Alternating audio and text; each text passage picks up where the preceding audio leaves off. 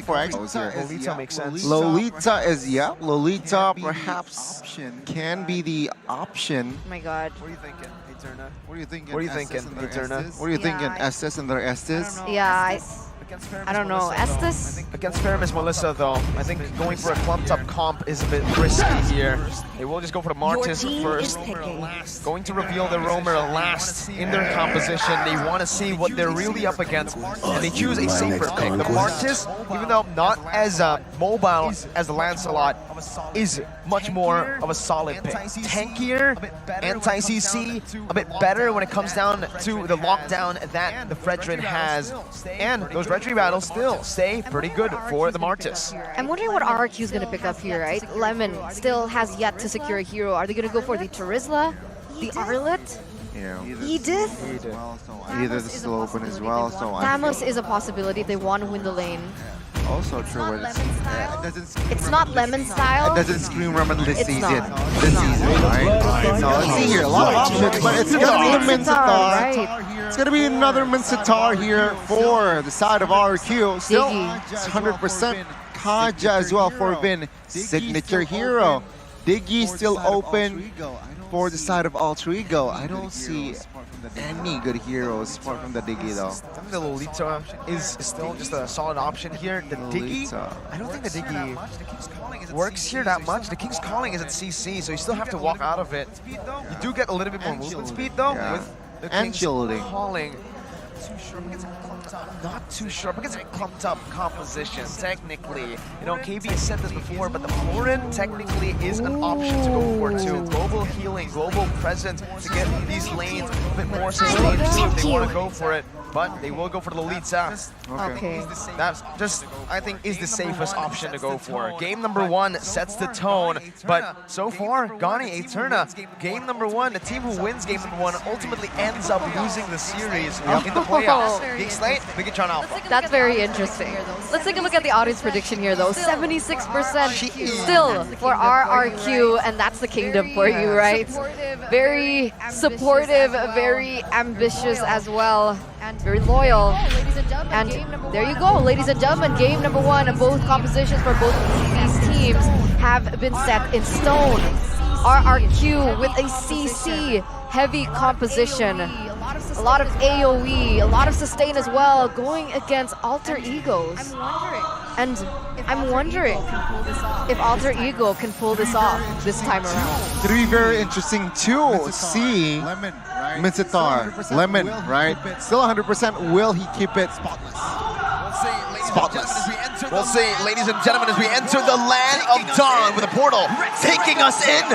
Rex Reckham KR takes on Alter Ego. We'll see who gets knocked down to the lower brackets and who steps up to the next stage. Let's see. Gani here, looking at it earlier on, right? Are there any spells or emblems perhaps that we should emphasize over first? You know what? Udil here, right? He's on a Valentina. Rarely we see Valentina sprint. Sure, it happens, but MPL level, quite rare. So Udil, he's brewing something up, and take a look. This is what I mean, right? Udil and Moreno.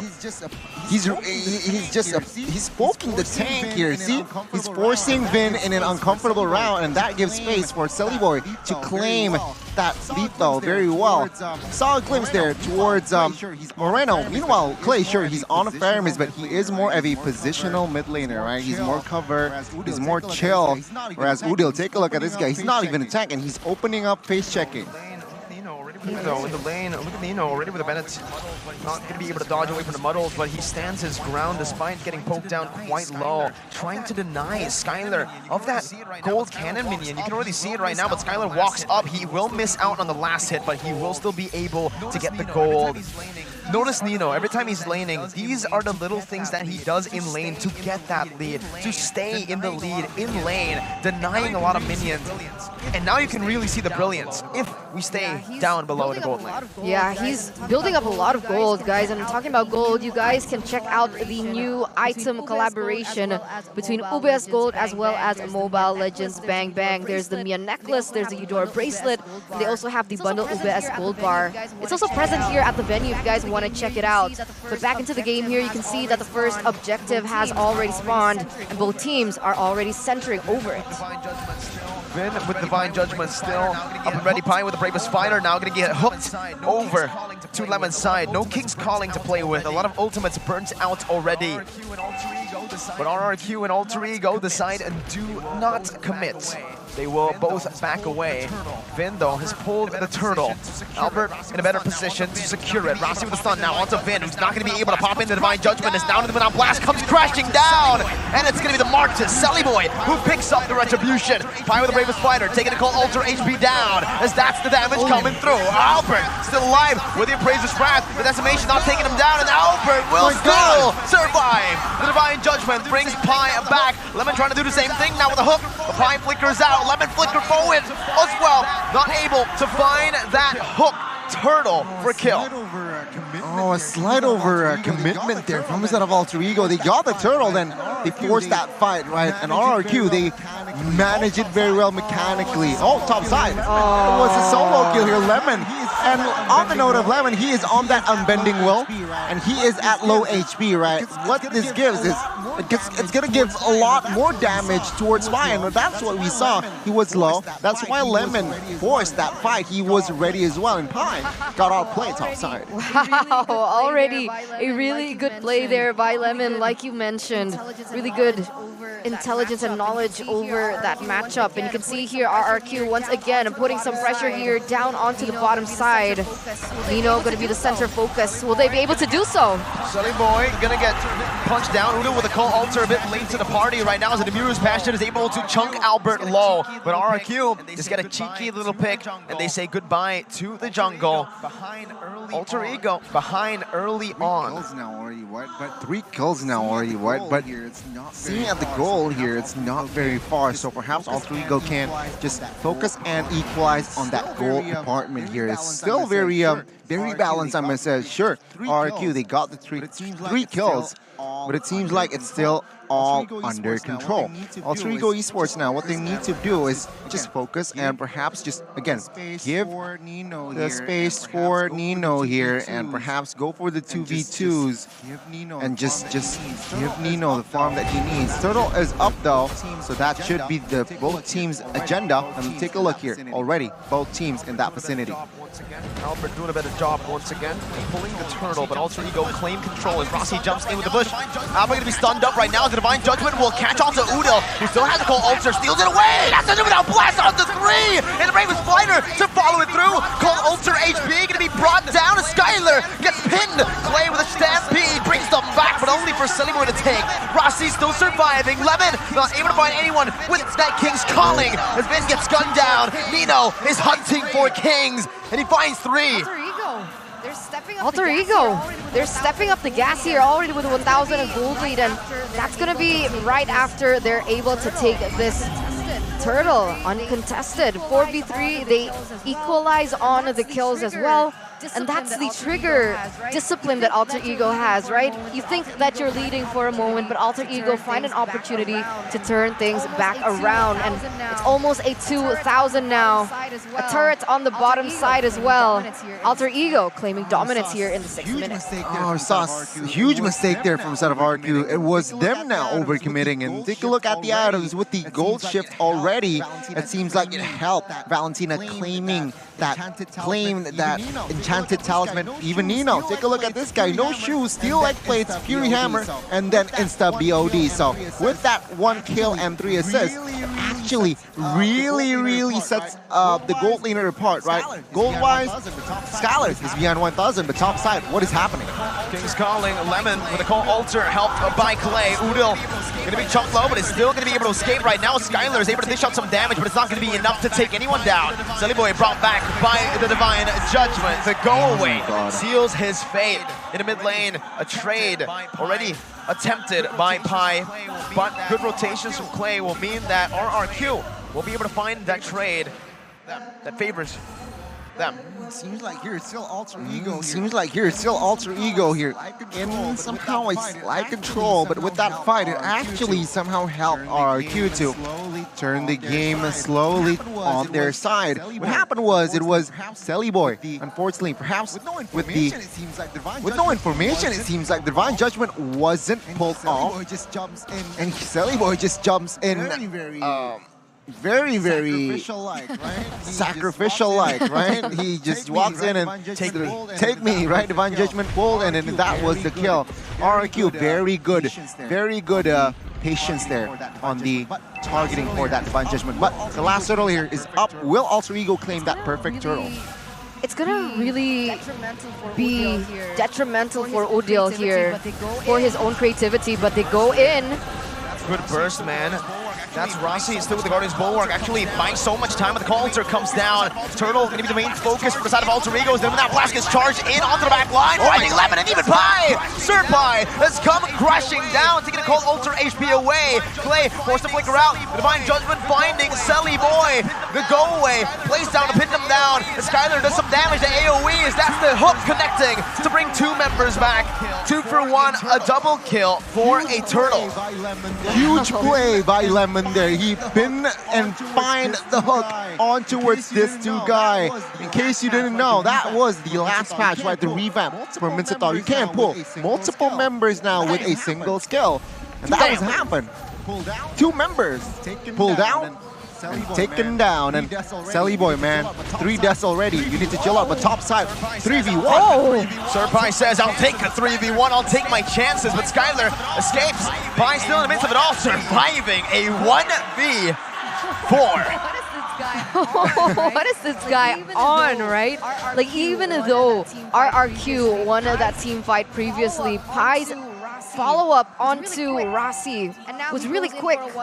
And now he goes in for a 1v4, survives, and gets a turret in the top side, getting value for Alter Ego and expanding their map pressure. You know what, I think why Pi didn't die there and why RRQ didn't commit onto his Pi, even though he was alone, was the fact that Alter Ego with Esports didn't show on the map, right? So they weren't really sure, and they didn't have Dominance Ice yet. So they do not want to commit on towards a Festival of Blood Lapu. And I feel like RRQ, they know that, and that is why Pi, with the spell vamp that he has. Oh, Celiboy though again needs to be careful. Beautiful opening by Alter Ego. But again, for RRQ, it's proper response. They do not want to face Alter Ego off like that. Nino, though, has been playing this game so well on a Beatrix in a losing matchup. 103, right? And his goal is even greater if you compare it towards Skylar. Let's see here, the Lord already committed on towards Alter Ego. You know, RRQ, they have a lot of tools to play with, honestly, right? They have a lot of resources.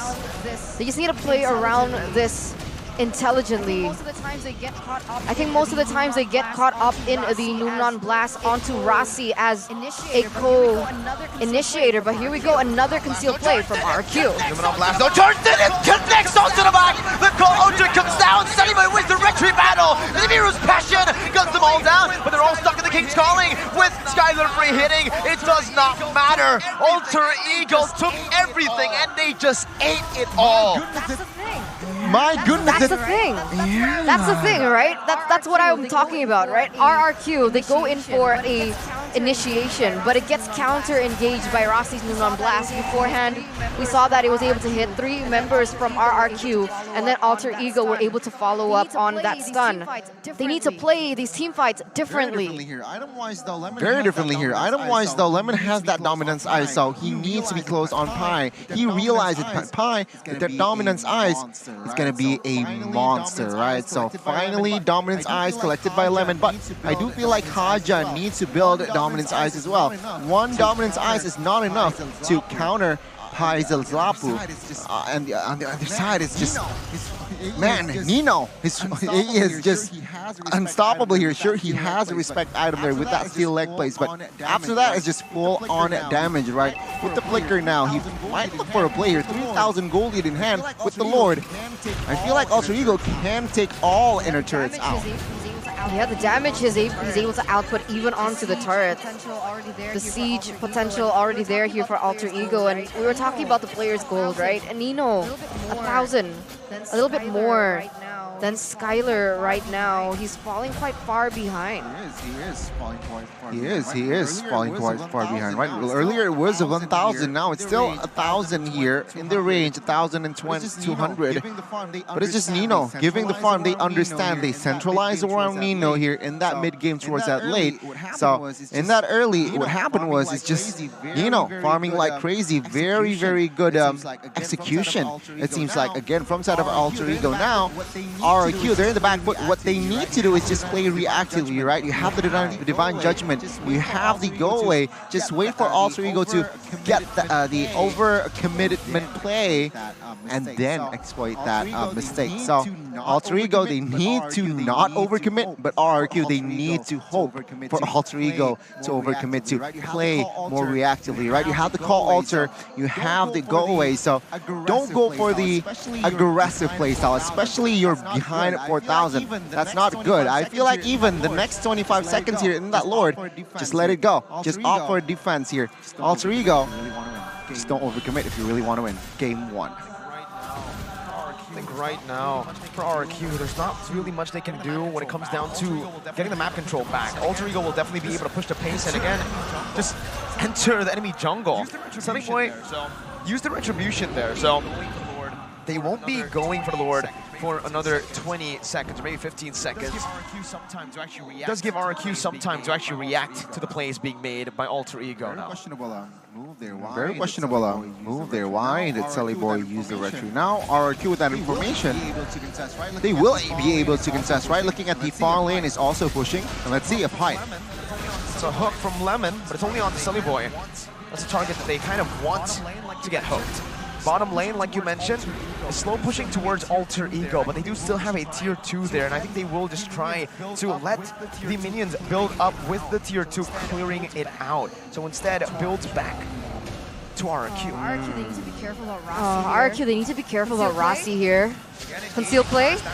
Again, engaging first. That's going to be fine with the Bravest Fighter. And then Blast charge it as well. Finding 2 members. King's Calling by Lemon. Trying to disengage. And the Bennett's Rage takes down a cold Alter HP. Alter Ego have played this fight so well. Just a distraction for what they are doing in the back. And it's the Lord. It's beautiful by Alter Ego. They're so good at zoning, playing the mind games here with RRQ. Already a 6,000 gold lead. Then we take a look at the in-game equipment. You can see already a 2,000 gold gap here between the gold laners. Yeah, not looking good, right, for Skylar. But the good news is, slowly but surely, he will get those items as well here. Melissa claiming that DHS and Corrosion and Wood of Nature here early. So he is definitely on his way. But Nino, man, my goodness. And let's not forget about Valentina here. Udil here, already with the glaive, so penetration is already there, and also he has extra survivability with that Winner's Truncheon.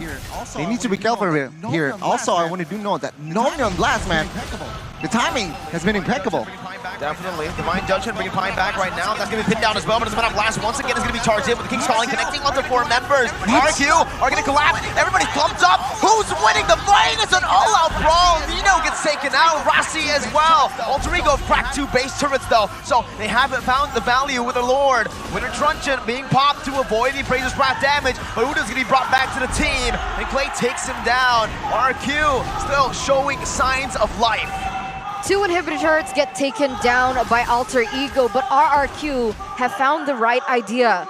Initiate on to Rossi, find him first, cancel that Numnam Blast, or bait it before they go in for a team fight to be able to win it out. Because without the cover of the Numnam Blast, with all the members of Alter Ego clumping up, with how much AoE damage that they have, with the Mincetar, they have Skylar as well as Clay, they should be able to come out on top.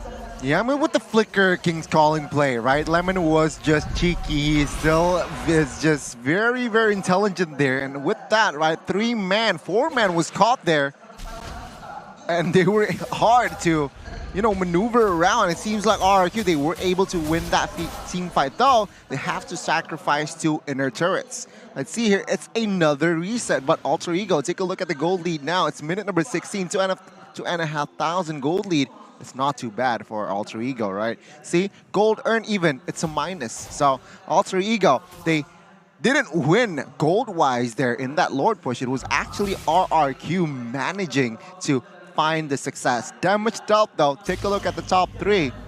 It's from the side of Alter Ego. Not even Nino has the highest for now. It's still very, very even though, Udil and Nino, but Skylar is at number 4. Yeah, he's getting there, right? Though he's getting there. It's difficult to be able to dish out the damage that you were meant to without the proper setup on someone like the Melissa. I think the previous team fight worked really well for RRQ because everyone was visible on the map. It was very different to when they go in for fights like what we are seeing right now when we're not really sure where Rossi is, we're not really sure where Nino is. But as soon as RRQ have the vision, have the information, they know how to pull the trigger. With Lemon as well, going in as well, but man, that damage coming in from Nino. It's massive. Oh. Now they're just poking them down, utilizing the superior range. Vin with a flicker forward, finding Udil, but the blast is going to be able to find 5 members! Oh my god, the Wombo comes in! The King's calling, stopping him in the tracks. Albert jumping in, picking Rossi up. Nino going to be hooked down with a nature, buying a bit more time, still able to stay for a bit, but it is a 3-4-3. Clay and Lemon versus Sillyboy and Udil. Pi has picked up a double kill before he died. Who's it worth for? I gotta say, man, it's still gonna be worth it towards the side of RRQ. They take down Nino, and they somehow can breathe. But the notifications, man, they weren't stopping. It wasn't. But the problem is, Alter Ego still have their jungler, right? They still have Sillyboy. They still want to commit on to this Lord, and it looks like they're going to do that. Maybe utilizing this as a bait, but look at Clay already picking up the Divine Glaive, looking for more damage from Udil! Cold Alter placed down Lemon with the King's Calling. Clay gonna be chunk low. The decimation and the damage from Udil takes Lemon down. His second death this game. Alter Ego will be able to claim control of this evolved Lord. This guy, man, this guy, he outplayed Lemon. He baits Lemon to use the King's Calling. Wait for the last second. Here's the call Alter now. Take a look at the space that Alter Ego made. Oh, RRQ, they want to contest. Play with the Stampede with the call Alter as well. Bring a Sillyboy back with the Luminant Blast now. Cancelled out. Wow. Beautiful by Albert. Clay picks up a mega kill. Now, will they be able to steal it? The Renner shot. He's aiming, he shoots it, but he doesn't get it. It's RRQ who somehow, some way, win out a 4v5. That is so unfortunate for Alter Ego. They were able to gain control over the Lord, only for Albert to step in the last minute and take it away.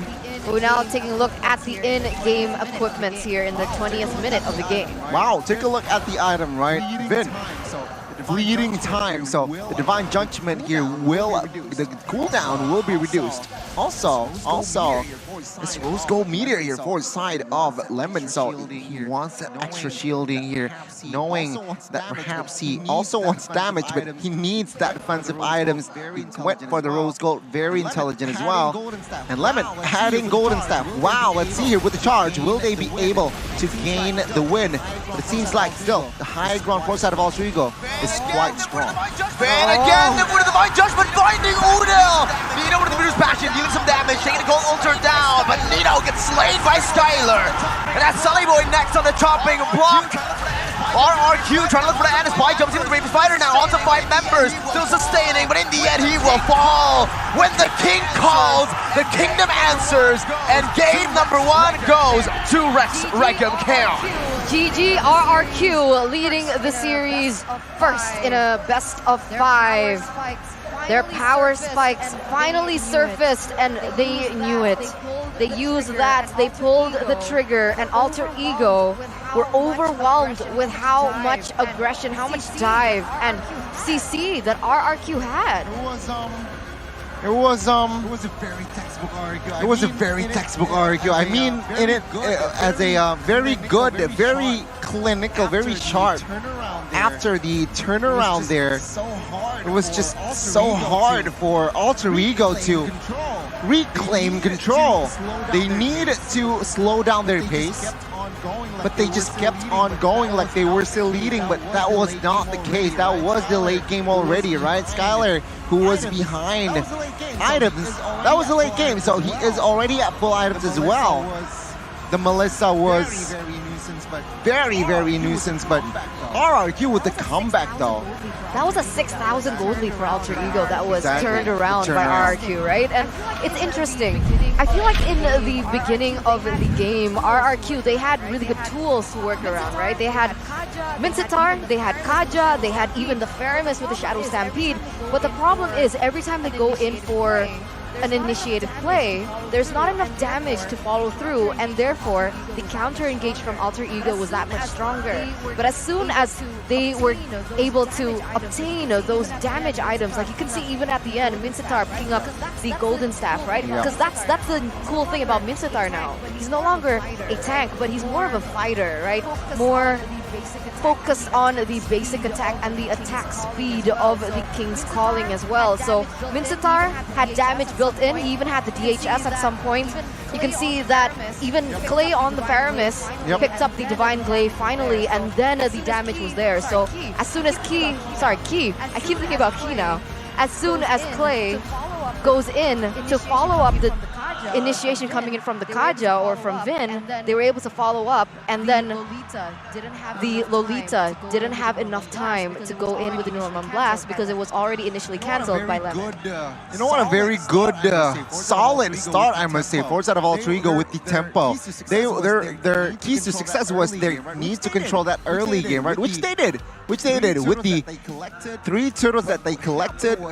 But what happened was, in that late game, they didn't set their pace. They didn't really control their pace. They kept on going like they were in that early game phase, which isn't really the wisest move, all right? Here's the thing. You need to also understand that, okay, the opposing side, the enemy, has collected the items as well. Perhaps they already have damage, so you can't really just go and fight every time. You need to also, pick your battles, look for the opening, perhaps, and that is what RRQ did, right? Early game, when they were behind, they were playing more reactively. When Skylar has the items, Clay has the items as well, they were ready.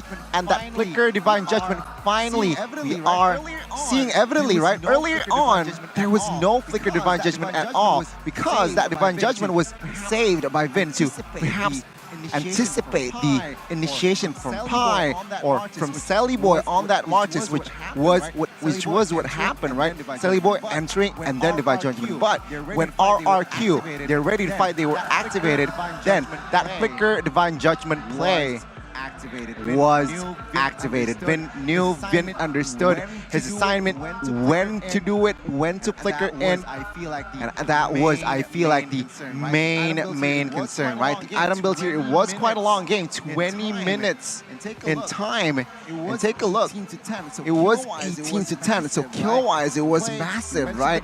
Clay, you mentioned the Divine Glaive, I will mention the Glowing One as well, you mentioned the Glowing One as well, that just adds more DOT towards the side of Alter Ego, and that is, I feel like, the game changer here, where Valentina, sure, it can burst, but that DOT just bothers Nino. These squishier members just can feel the burn, right? Stop, drop, and roll, you might say, right? But Albert here, again, just reliable here.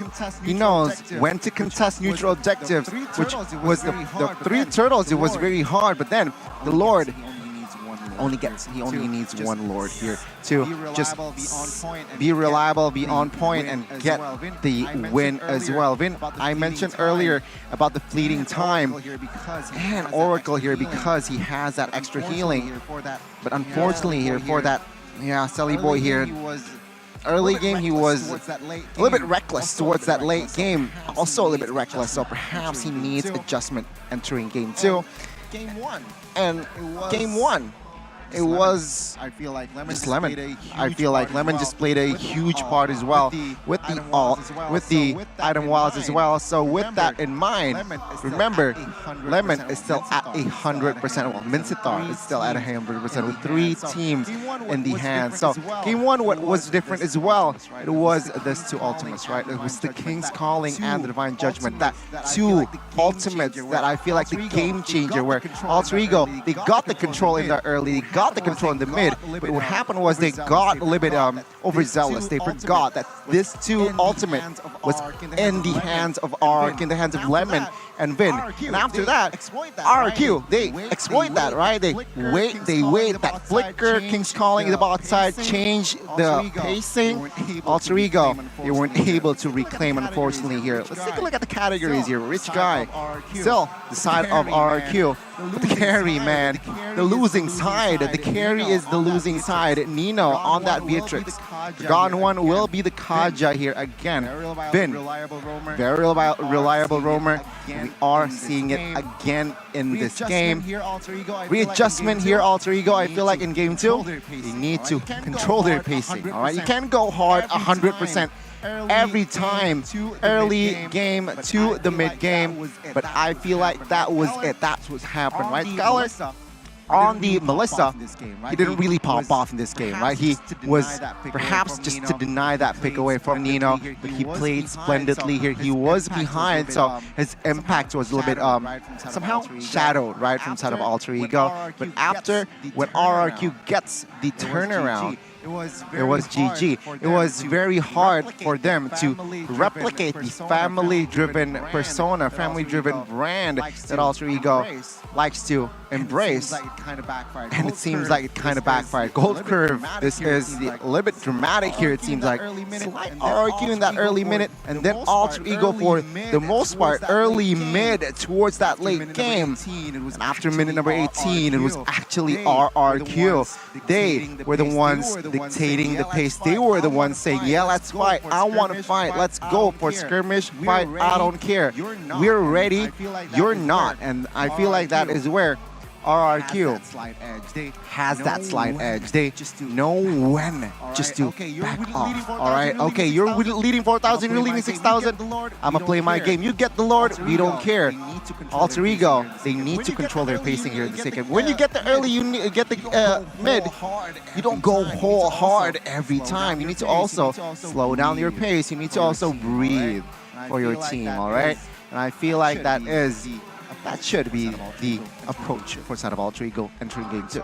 Right, I think so. Right, I think Alter Ego needs to stay much more composed. The Lord fight that they took, well, the Lord engage that they took in the enemy base was their downfall. They played too much into it, overcommitted, and when you're clumped up like that, again, like we said, against the Faramis, against the King's Calling, you can't escape. You are just there. 9-1-6 Clay. He's not that flashy of a player. We mentioned it. He's not like the Sans, Moreno, Udil type, but positional. He is very good when his team needs him to be. MVP presented to you by the Galaxy A34, A54, 5G. Very nice. It's such a phenomenal performance from the side of RRQ too. The way they were able to utilize Hero's ultimate.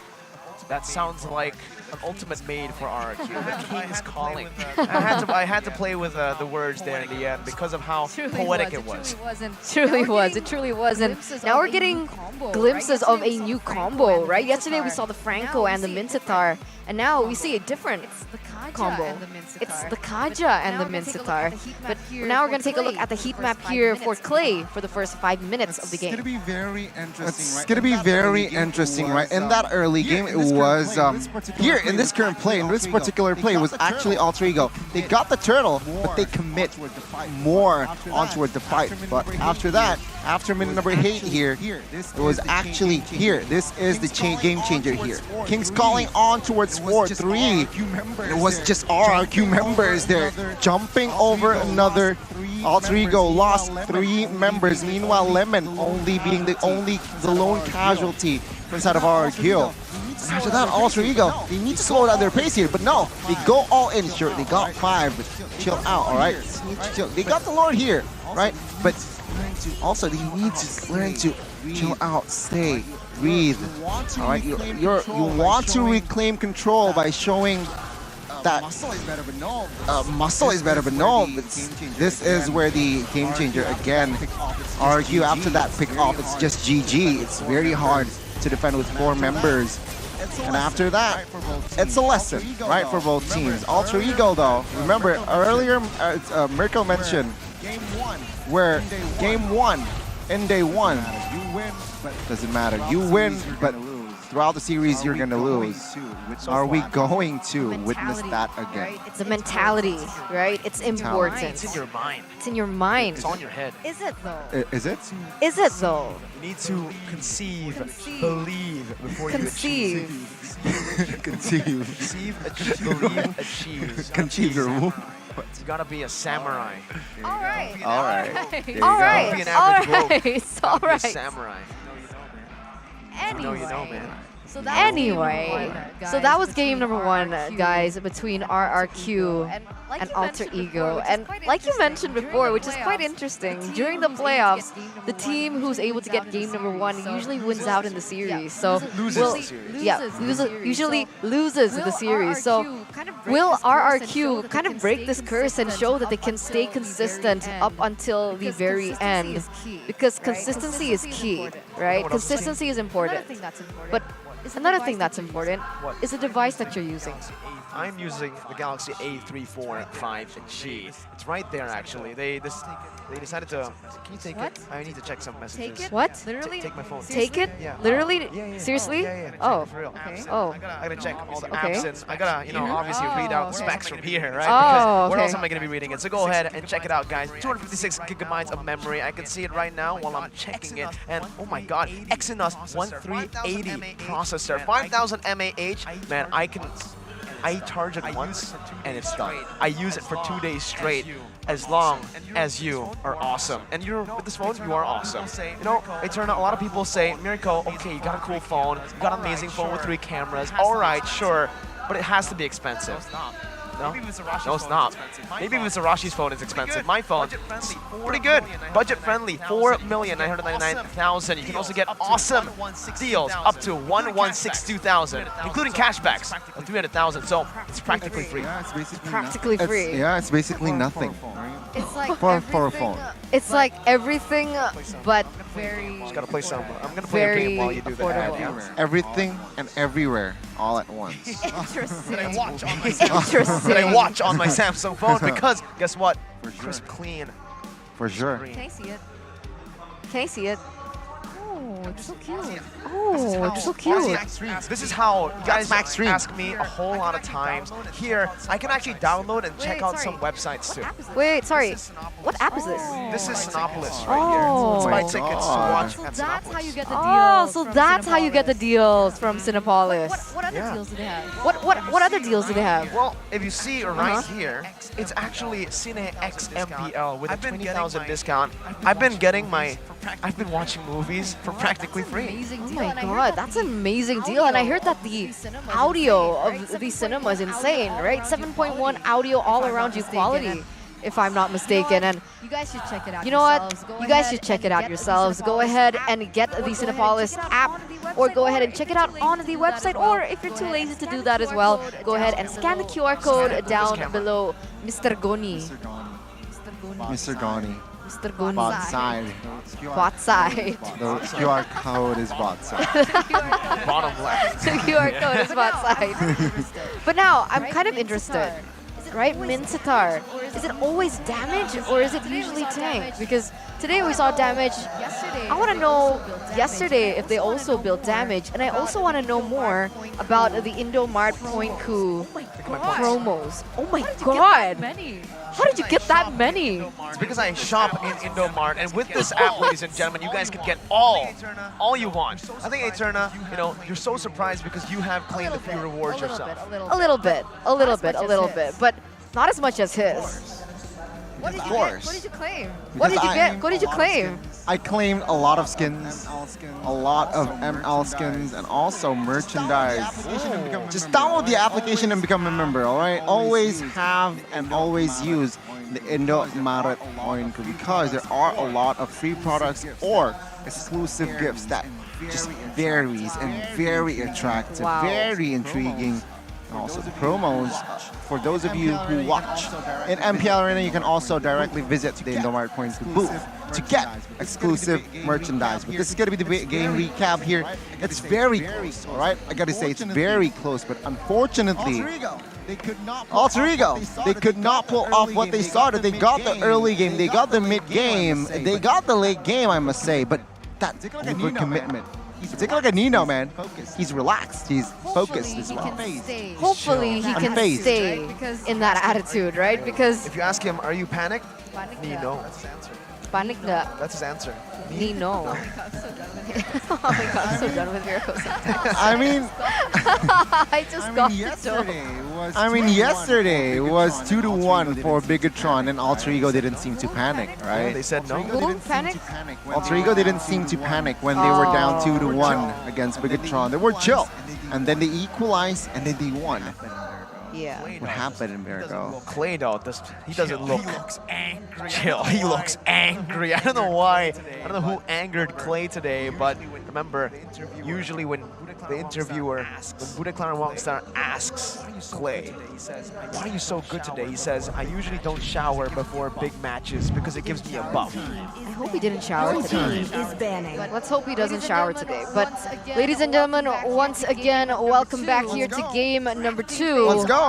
Drafting phase, RRQ still opting for the same side. First pick, Alter Ego with the second. And you can see here the bans coming through are quite the same. Farsa, Yuzong, Fanny still up for grabs. Alter Ego respond with the exact same as well, Joy Claude. If it's the same as game number 1, it should be a Fanny as well as a Yi fan, unless these teams want to try and contest over. Let's see, right? I mean, RRQ, what they're saying is, yeah, we won game 1, so if it ain't broke, don't fix it, right? And RRQ, though, taking their time here in their last ban. Oh, they're going to ban the Fredrinson here, so what they're saying here, perhaps they might pick up the Fanny. Can Sallyboy play Fanny?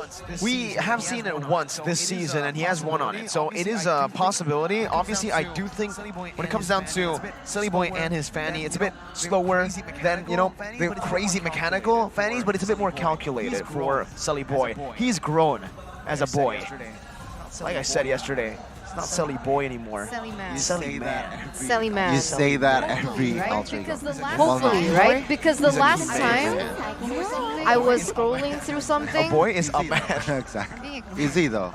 I'm being ignored. I'm sorry, I'm so sad. Gani. Such a bromance between Mirko and Gani, That's why we have you ladies in and the middle, gentlemen. so, It's you know, very split us up. difficult to sit in the middle between these two. But Hey, Melissa, man. I think last time around we saw Sallyboy was, I think there was like a short video about Sallyboy's Fanny where he bumped into the Lord Pit. It wasn't a really good video of Sallyboy. It was him and also Versick, right? Oh, it was Fursick too. Also Versick.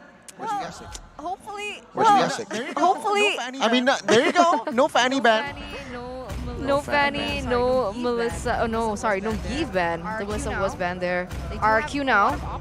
They do have a lot of options, honestly, here. Don't pick up the Fanny. All right, all right. Okay. The MVP, right? He opted for that MVP first, right?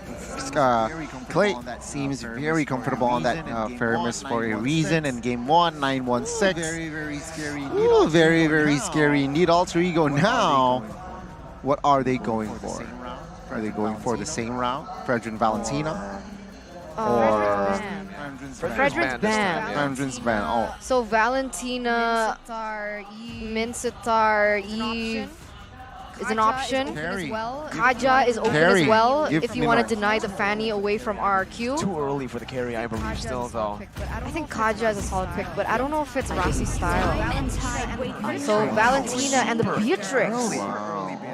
Super early Beatrix. Valentina and the Beatrix. Like you mentioned. Oh, not too sure about this. Well, technically with the Melissa and the Claude banned out, it is a pretty solid laner. There's not really a lot that can really counter the Beatrix. If you go for a 1-1, it's a skill matchup. A Brody favors the Beatrix. So yeah, so far, so good for Alter Ego. Now you really understand with that Beatrix pick, but it just gives you the vibe of Season 10, early Season 10, when the Beatrix was a gigabust. Yeah. We do have a comment here by Anti-Mage though. For now, Skylar is still the #1 MM. Hopefully Skylar will develop further and perform even better in the playoffs. Very interesting, yeah. So it's not the Kings of the Marksman that's the best marksman, it's Skylar. Okay, going back to the drafting phase here, you can see the early Masha pickup and the Brody here. So they're putting heavy emphasis on shutting down Nino in the back line. Alter Ego now with the response. The Masha is so value here, right? Because not only is it a deny away from Pi, because the Brody really struggles against the Masha, but it also just does super well against the Beatrix. The Beatrix is going to have a tough time ahead of her if Alter Ego don't pick up a hero that can really peel and cover for this Beatrix. I think the Akai needs to come through here for Alter Ego. That's the safest bet if you want to go for engage or disengage. But they go for the Atlas, so no, they're like, you know what? We'll counter aggression with more aggression. Here, very different approaches from both teams here. Alter Ego definitely will ban the Diggy out here in the second phase, realizing that they have picked up the Atlas. But my goodness, RRQ. With the Masha though, it adds more element to it, right? It can split push, it can also flank, it can one-shot your MM, one-shot, well, not Valentina, but MI though. Alter Ego here, second phase is the ban, they will ban the Biggie out, and perhaps they can ban also the hero towards Franco? Does Alter Ego want to ban Franco? Maybe. Franco. Kufra, just oh no. All bend the Akai out or pick up all bend the Akai out or pick up themselves. Yeah, the Akai is a big nuisance to Alter Ego's comp right now, but they go for the Fanny ban. So the Fanny ban comes in late. So the Fanny ban comes in late, and you know RRQ still haven't picked up a jungler. But honestly, looking at this, we've seen it. How do you counter an Atlas, Donnie? You're a tank player. You're an Atlas player. Akai. Exactly. So they should pick it up. Akai, so they should pick it up. They should pick it up themselves here. Alter Ego. Don't let RRQ pick up the Akai as well. You're right, they can pick it up first. May the blood of thy enemies They're gonna pick it up first here? They should here, right? It makes sense, right? They need Celiboy here. Yesterday he performed reliably on the Akai as well. Akai just made sense. Just to secure neutral objective, just to... Yeah, oh my goodness, it's gonna be the Arlet. Whoa. This is proper peel. The Masha is going to be just smacked around by the final slash. I'm imagining that. I'm imagining the anime. For real, right? Masha comes in with a thunderclap, smack, get away from my Beatrix. She just sweeps her over to the other side. So they got it, and they can literally play ping pong with RRQ's composition, right? Final slash into a Fatal Links. Or the other way around. Or the other way around, yeah. Fatal Links into Final Slash. Is it possible to Final Slash out of the Fatal Links? Yeah, but if Arnold is on the Atlas. Yeah, but if that's the case, then is there a synergy problem? Oh, you mean like when the Fatal Links gets popped, if the Final Slash comes through, does it cancel the Fatal Links? That's a... I haven't seen that interaction before. We'll see. Okay. Will we though? Okay, it's gonna be Yves and But okay, it's gonna be Yves and Lancelot. Yes, the Yves and the Lancelot here gets picked up by RRQ. it's interesting. And it's interesting, right? Because I thought that RRQ might want to try and go for not clumping up with one another, right? I thought they were going to go for more pickoffs, to be honest, with their composition. Well, the Eve is anti-CC technically, so maybe that's the reason to go for the Eve. the Lance though. Wow. I think that's more of a deny. The Lance though, I think that's more of a deny pick. But Alter Ego can certainly just go for like an Akai, right? Exactly. I was quite surprised that RRQ didn't also pick up the Akai themselves here. Sure, you're going up against a Valentina. It's going to be a heavy spin against heavy spin, but at this point, it's going to be the Akai. Yeah, it's still the Akai. So as expected here, but they pick up the Arlet first. So perhaps they're sure that they will pick up the Akai at that last pick. Perhaps, and ladies and gentlemen, oh! It's Field! And R7. It's Coach Field! Is he feeling good in the stage? He's not coach anymore. Hopefully he's feeling good for his team. R7. Right? Ours. No, I can't rhyme it. No, never mind. Nice try. But there you go, ladies and gentlemen. The composition that both of these teams have opted for here for game number 2 have been set in stone. Finally, we see the reason why a lot of teams ban away the Atlas from Alter Ego. We haven't seen it. Will it come through for Rossi as Mirko will take us into the port?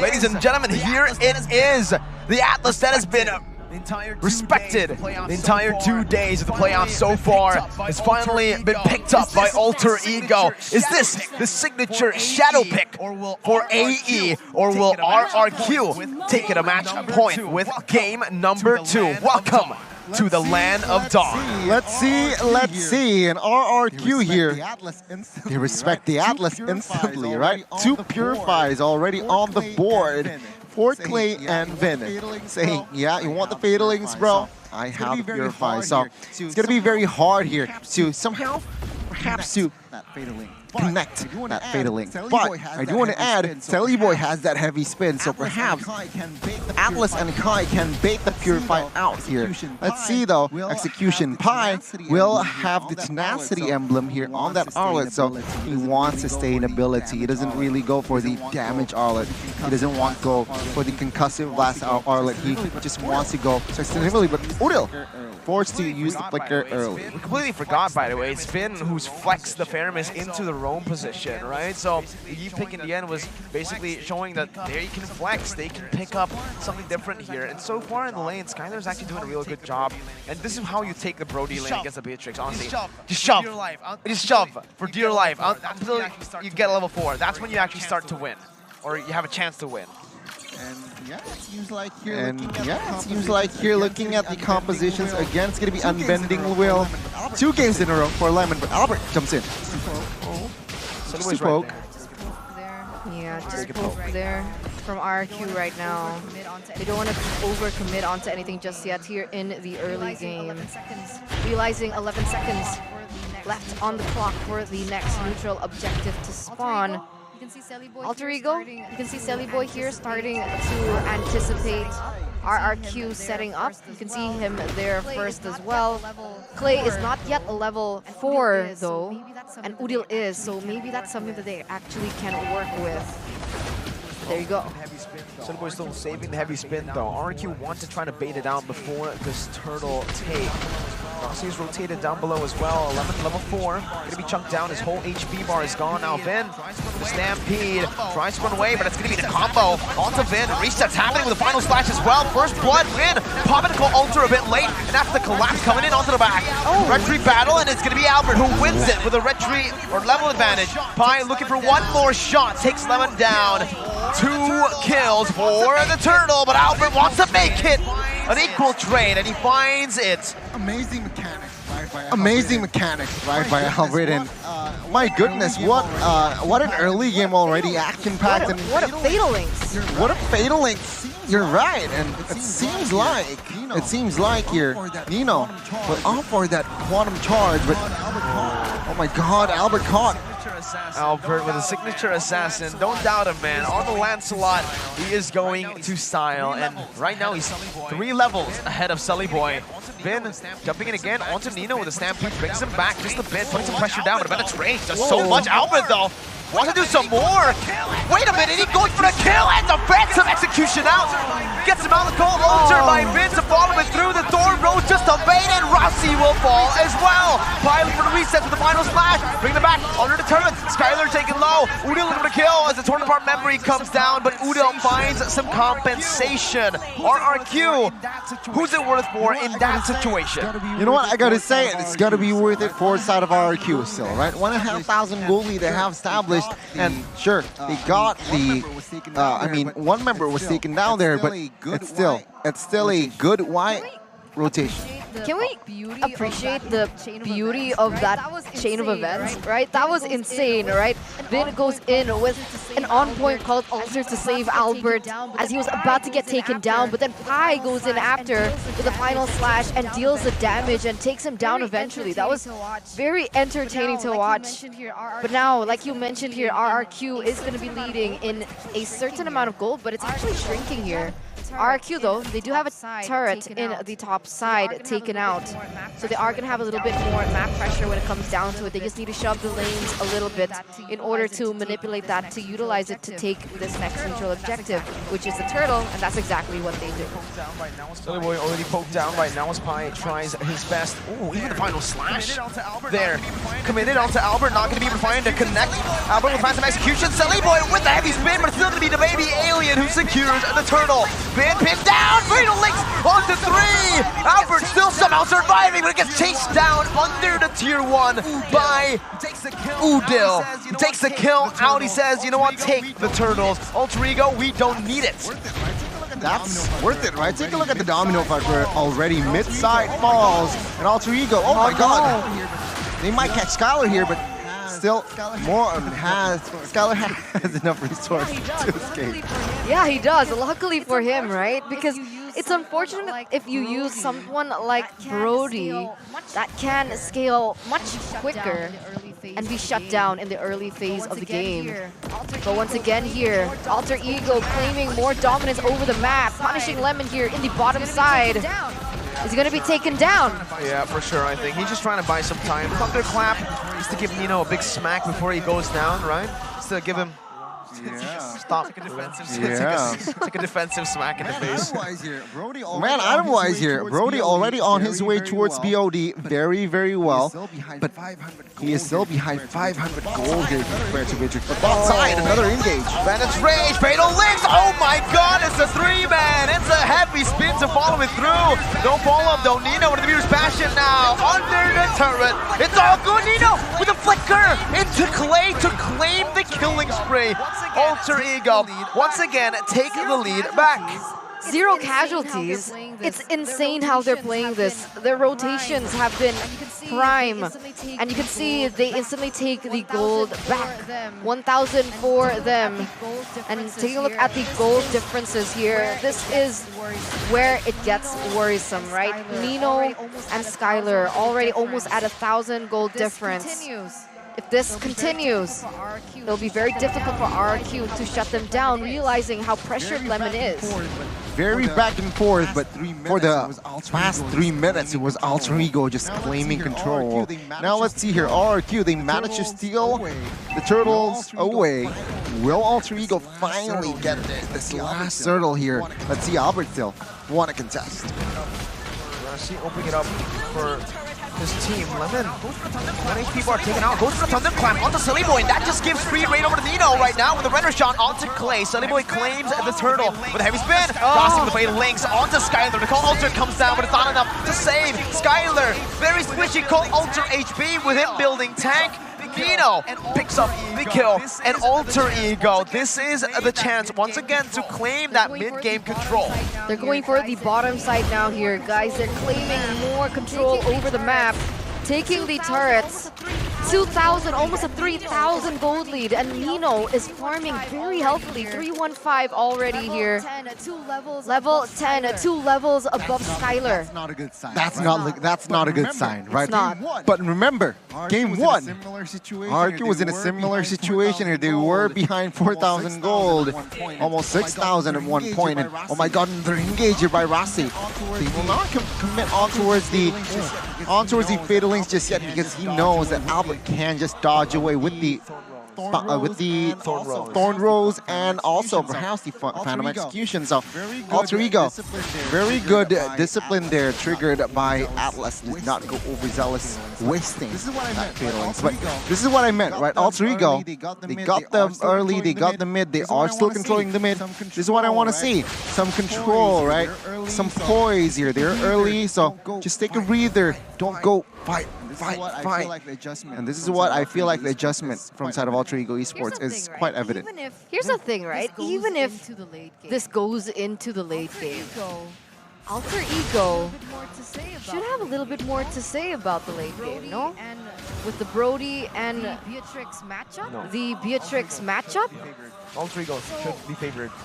So, with that being said, if Alter Ego played this patiently, it still should favor them in the end. They should have more to work with, as they're just...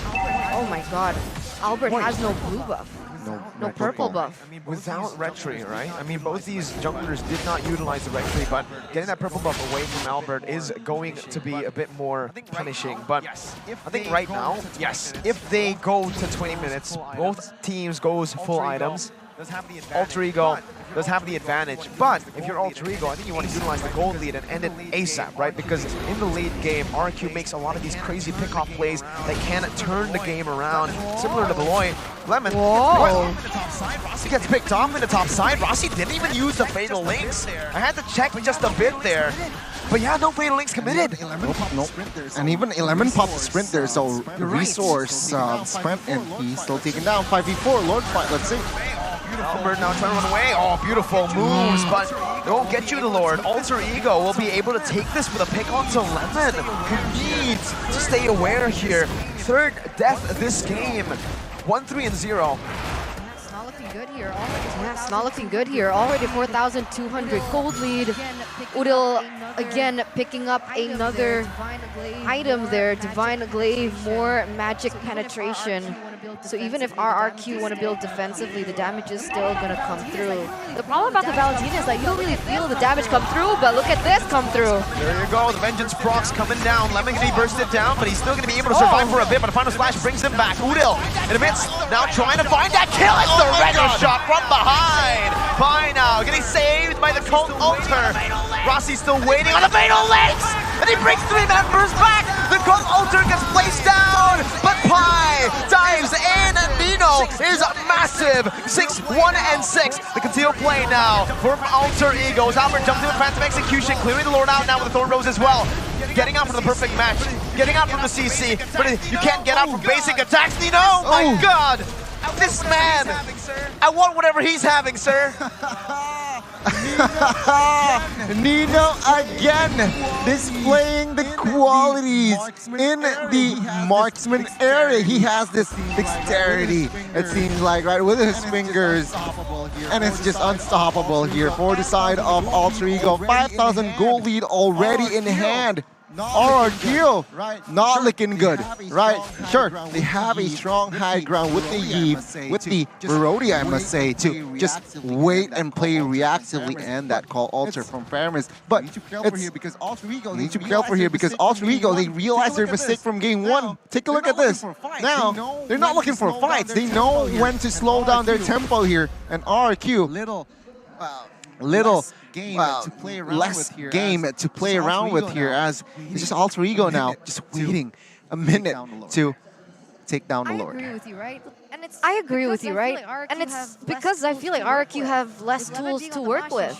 With Lemon being on the Masha, sure, it's great to try and counter Nino on the Beatrix, right? Because surely that aggression is going to cause some impact, supposedly, especially in the late game. But Lemon on a hero that can't play make like the Masha, it doesn't seem like it's having an impact, the impact that we're used to expecting from RRQ. It's very different when he was on the Mincetar, when he was able to initiate team fights, especially with his ultimate. But on the Masha, that's all he can do, and usually he gets picked off for it. Just as you say it, man. Yeah, just as you say it, man.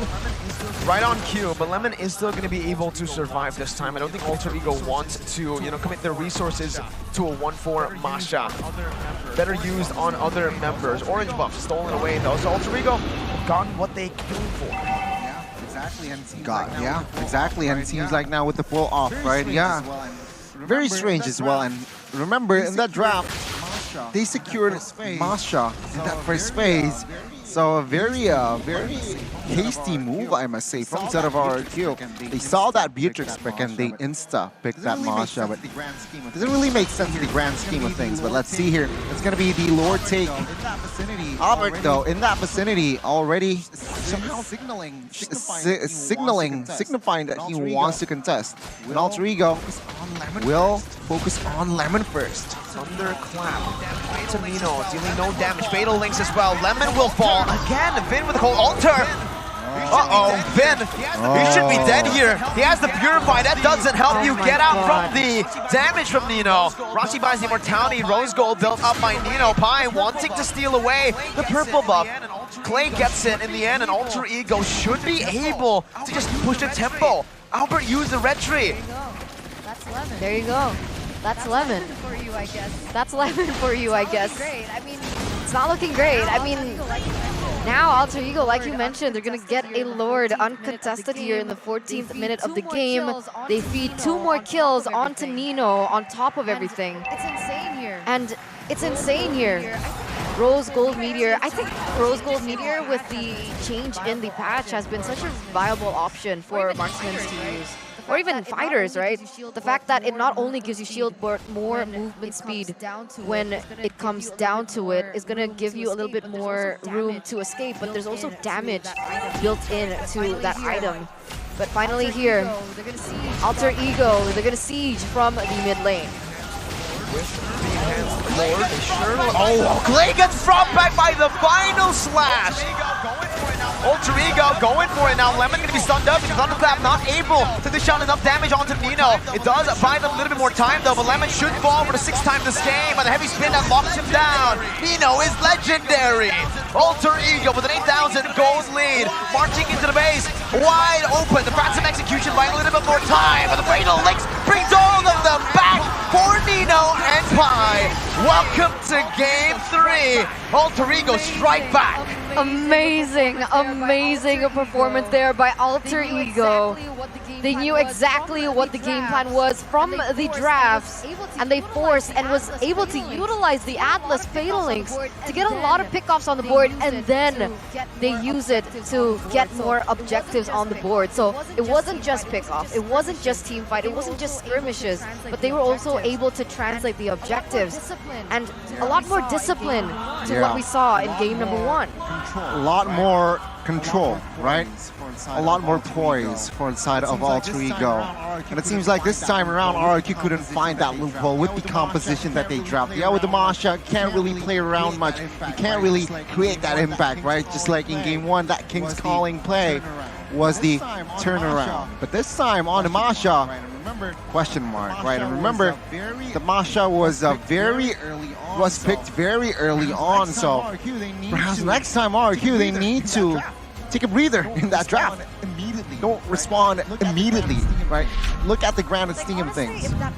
Like, honestly, if that pick was Onyx's pick, like if it was Masha's Boots, sorry, if it was Boots' Masha, then I would say it's a good pick. Because it's lemon. I mean, But I because honestly, it's lemon.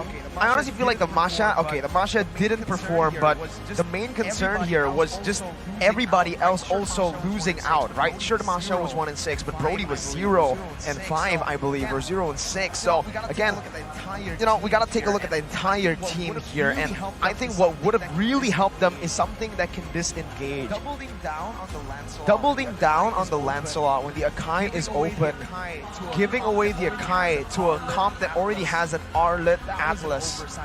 That was an oversight. I think they did not think about that, or maybe they did and they overthought it. They were like, you know what, we can counter that. Yeah. Because it doesn't feel like they were respecting Alter Ego at all in the drafts in that last phase. Yeah, that makes sense. That does make sense. So the drafts were interesting. You can see the impact that the drafts have onto the game, the impact of how everything played out. It's very difficult for RRQ to find an opening. I think there were a lot less tools to work with. Their game plan didn't work out whatsoever with how much CC that they have.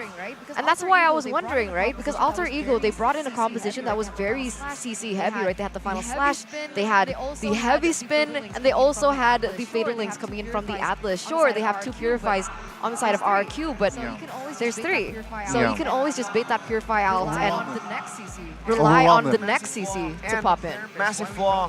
Fair miss, why we don't usually see it in the roam position is, okay, they have been able to make it work because RQ usually snowballs in the start. So the call Alter HP doesn't really matter, right? It's more of like giving your team another HP bar. But when you're behind, you can really see it here.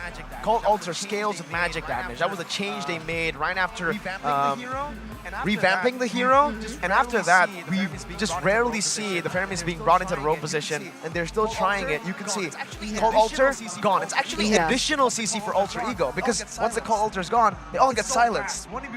It's so fast. One Nibiru's Passion, one tick of the Nibiru's Passion Call Alter gone. Yeah, and it seems like here in this game. Yeah, and it seems like here in this game it's just very, very tough for RRQ again to execute their drafts, right? execute their drafts, right? What you guys said, explained, it shows in that game that they were struggling to fight play. Sure, Lancelot Albert, splendid Lancelot, right? Taking 2 turtles away in that first 2 fights. It was technically a steal because it was a contest, right? It was technically a steal. So they did what they can, right? At the end of the day, Alter Ego, with their better draft, with their better composition, they were able to just execute things better.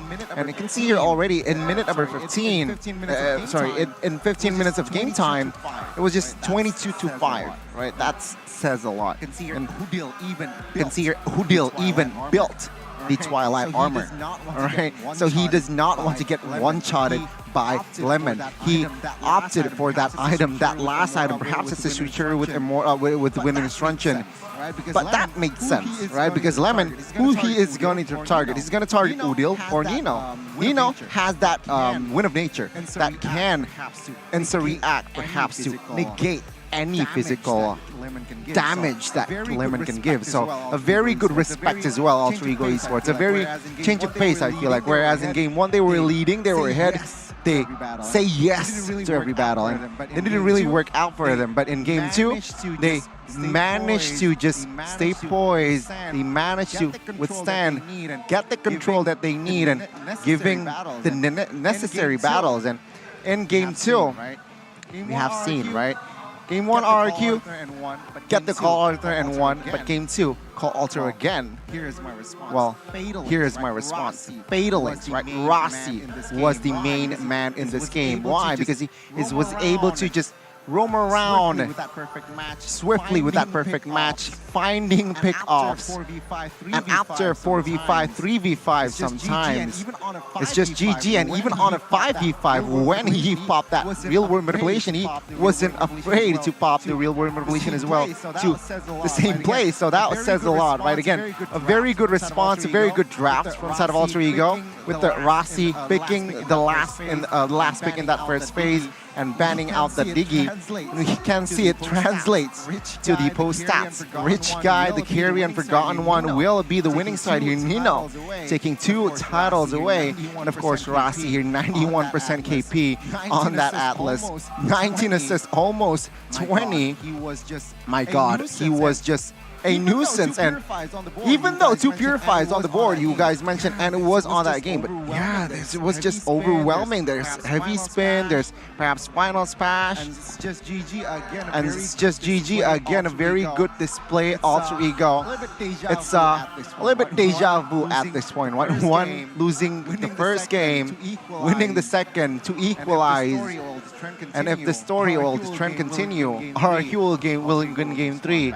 Alter Ego will respond back. Hopefully, we are going to witness that side. But again, a very good conclusion here in this game. Alter Ego, we saw the adjustments from their side. And the gold curve, different story here, where the early game is slightly towards RRQ. Slightly though, right? It's still very even, I must say. But once Alter Ego enters minute number 4, it was actually them just steamrolling here, snowballing, I must say, right? After minute number 15, it seems like RRQ taps out. They weren't able to defend. Alter Ego just they refined their game plan and gameplay from game 1, which just little to no mistakes in that game. I think the drafting phase was also very important, right? Honestly, like we keep mentioning, Skylar is one of the main anchors that RRQ has, especially in the late game. But we saw that in that game, he was completely shut down, and I feel like that starts from the drafts. But of course, your MVP here for game number 2, it's gonna be Rossi on the Atlas. His Fatal Links played a lot of impact. You can actually see it being reflected here through the stats. A KP of 91%, 1119 KDA. Rossi was just the X factor in that game. This was the rotation here. He was mostly on towards the EXP and Turtle area here. Why? Because he understands that Nino.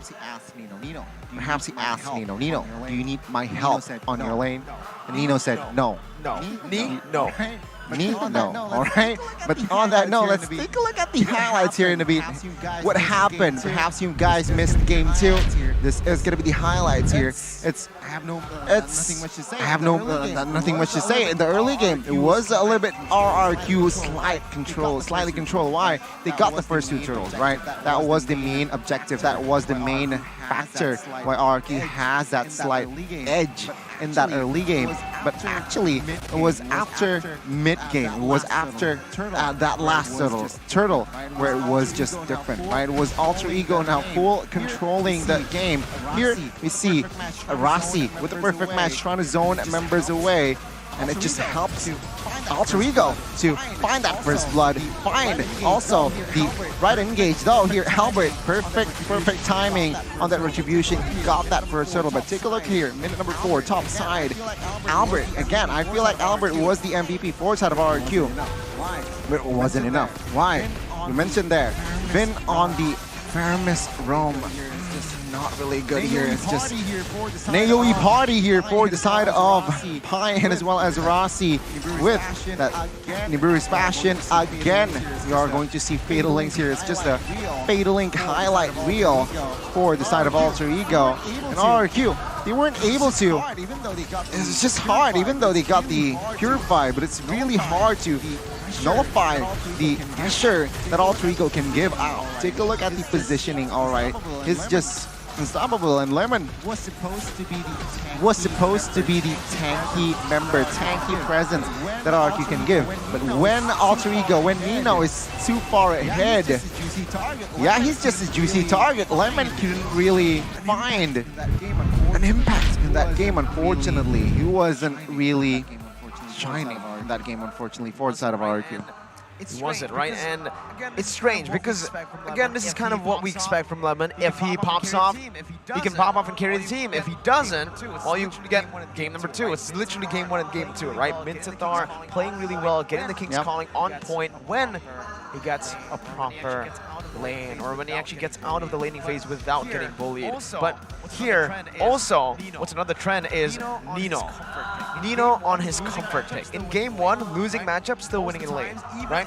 Most of the times, even in that game, they were in control with Nino. If they continued to play with Nino, set him up for success, this was the Alter Ego. This is the reason Alter Ego were able to beat Bigetron Alpha yesterday. Nino was a monster. 4 people tried to dive on him. Nino says no. And Nilo says no. He says no. Just no. He says no. Just no. Pops the go away. Maniac wipes them out and grabs every single kill.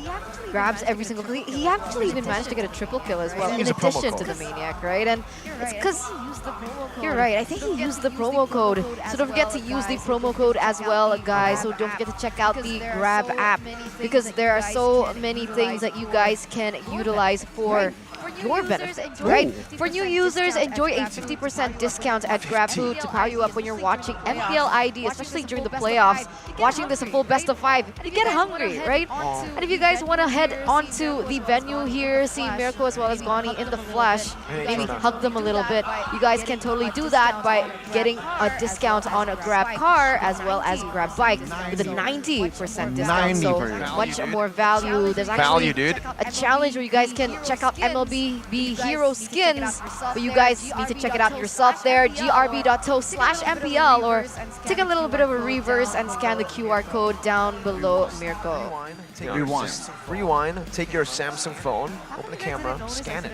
How come you guys didn't notice I said it wrong? What? I said below Mirko. I did notice, but I decided to, you know, go with the flow so that we can cover up your mistakes. But then you were like, guys, I can't believe you didn't see my mistake, mate. I was trolling. Yeah, I know. It's fine. This is what Eterna likes to do to us on the desk, ladies and gentlemen. Save Mirko, save Connie from Eterna. Yes, but it's a new movement. But in a bit, we are going to take a little bit of a call to a special someone here. Who's the special someone? A special guest. Who's the special guest? We'll have to wait in just a few moments because I think they're going to be on a call with the hosts here. There's Bude Clara, Longstar, as well as Monica. But that's Santos. On stage. What? That's Alter Ego Santos. Oh, there you go. Are they in a call with Santos? No, I think they're like doing a team hurdle. For the interview. And they're saying, guys, don't let RRQ find That's Nino. possible. That's possible. That's possible. Oh my god. Don't find Nino. Oh my god, it's like the game thing that you said yesterday. Yeah, it's a movie. And the movie thing. What Very did I say? scary movie. A lot of man who lost his son to a kidnapper. And he has to go on a quest to find his son. Finding Nino. Finding Nino. Good plot. Oh, we finally get to see our It's special Moon. guest. Hello, Moon. Kodak. Let's take a listen to the interview. Bagaimana melihat pertandingan ini, Moon? RRQ melawan Alter Ego. Seru lah. Gameplaynya sangat seru lah. Kompak gitulah. Dua tim bermain dengan sangat bagus, dengan sangat konsisten. Dua menunjukkan speciality diorang masing-masing. Moon, Kodak dan RRQ ini punya sejarah yang menarik karena ketika bertemu di dunia internasional RRQ selalu menang dari Kodak. Gimana kamu melihat ini? Aku lihat ini macam MPL di Indo biasanya selalu kedua-dua semua tim semuanya bagus. So gak kira siapa yang menang, semuanya macam konsisten lah gitulah, gameplaynya sangat konsisten. Diorang tahu apa yang diorang nak buat daripada segi gameplay, strategi, planning early, mid sampai ke late game. So itulah diorang. Oke, tapi Moon tadi kan sempat bilang ada speciality-nya yang ditunjukkan tadi di dalam match Alter Ego dan RRQ ya. Mungkin Moon bisa sharing ya, speciality-nya RRQ apa sih Moon di kacamata pun dari Moon? Speciality RRQ ni bagi gua mereka experience, diorang ada experience yang bagus. Personal skill, mekanik dengan makronya juga bagus. Ya, itu apa yang gua nampak. Tapi Moon, dulu dari bahkan M1 kamu udah bertemu sama, apalagi di mid lane, kita nggak mungkin lupa kalau Moon itu head to headnya sama Lemon. Tapi Lemon sekarang sudah berpindah posisi ke EXP lane. Gimana Moon melihat perpindahan Lemon ini? Ya, gak bisa cakap apa-apa lah. Dia kan digelar sebagai alien. So, mainnya tak kisah role apa, tapi still bagus. Tetap alien ya, memang bagus. Tetap alien ya, memang bagus mau dimanapun. Ya alien begitu katanya Moon. Lemon. Nah, Moon, tapi prediksi kamu nih, dua tim yang akan melaju mewakili Indonesia ke MSC 2023, kira-kira siapa sih kalau menurut Moon? Menurut gua ingin ONIC LTGO lah. Oh, RRQ nggak disebut? Bosan gua lawan RRQ terus. Sedep-sedep serem ya. Nggak mau ini balas dendam, revenge. Karena di internasional kan belum bisa mengalahkan nih. Ya di M5 aja gak apa-apa. Di M5 aja katanya. Jadi suruh puasa dulu yang di sini, nanti di M5 baru ketemu. Moon tuh seru juga ya. Oke Moon, tapi kamu ada ini nggak sih mungkin pesan-pesan atau salam mungkin untuk tim-tim yang beradu di babak Playoff MPL Indonesia season 11. Ada yang mau disampaikan Moon? Kepada tim ya. Iya. Kepada tim di sana semua good luck, have fun, do your best, and kalau kalah itu gak usah sedih-sedih sangat lah. Fokus ada permainan, so fokus untuk next season aja. Wow, jadi nggak usah sedih-sedih, ini adalah permainan. Yang terakhir Moon, kalau tadi kan prediksi ke MSC, ini prediksi untuk match kali ini RRQ dan Alter Ego. Saat ini udah satu sama, prediksi kamu? Gua ngerasa RRQ akan menang, tapi gua ingin Alter Ego. Oke. Alter Ego. The score? Ya, Alter Ego. Poin-poinnya? Poinnya 3-2.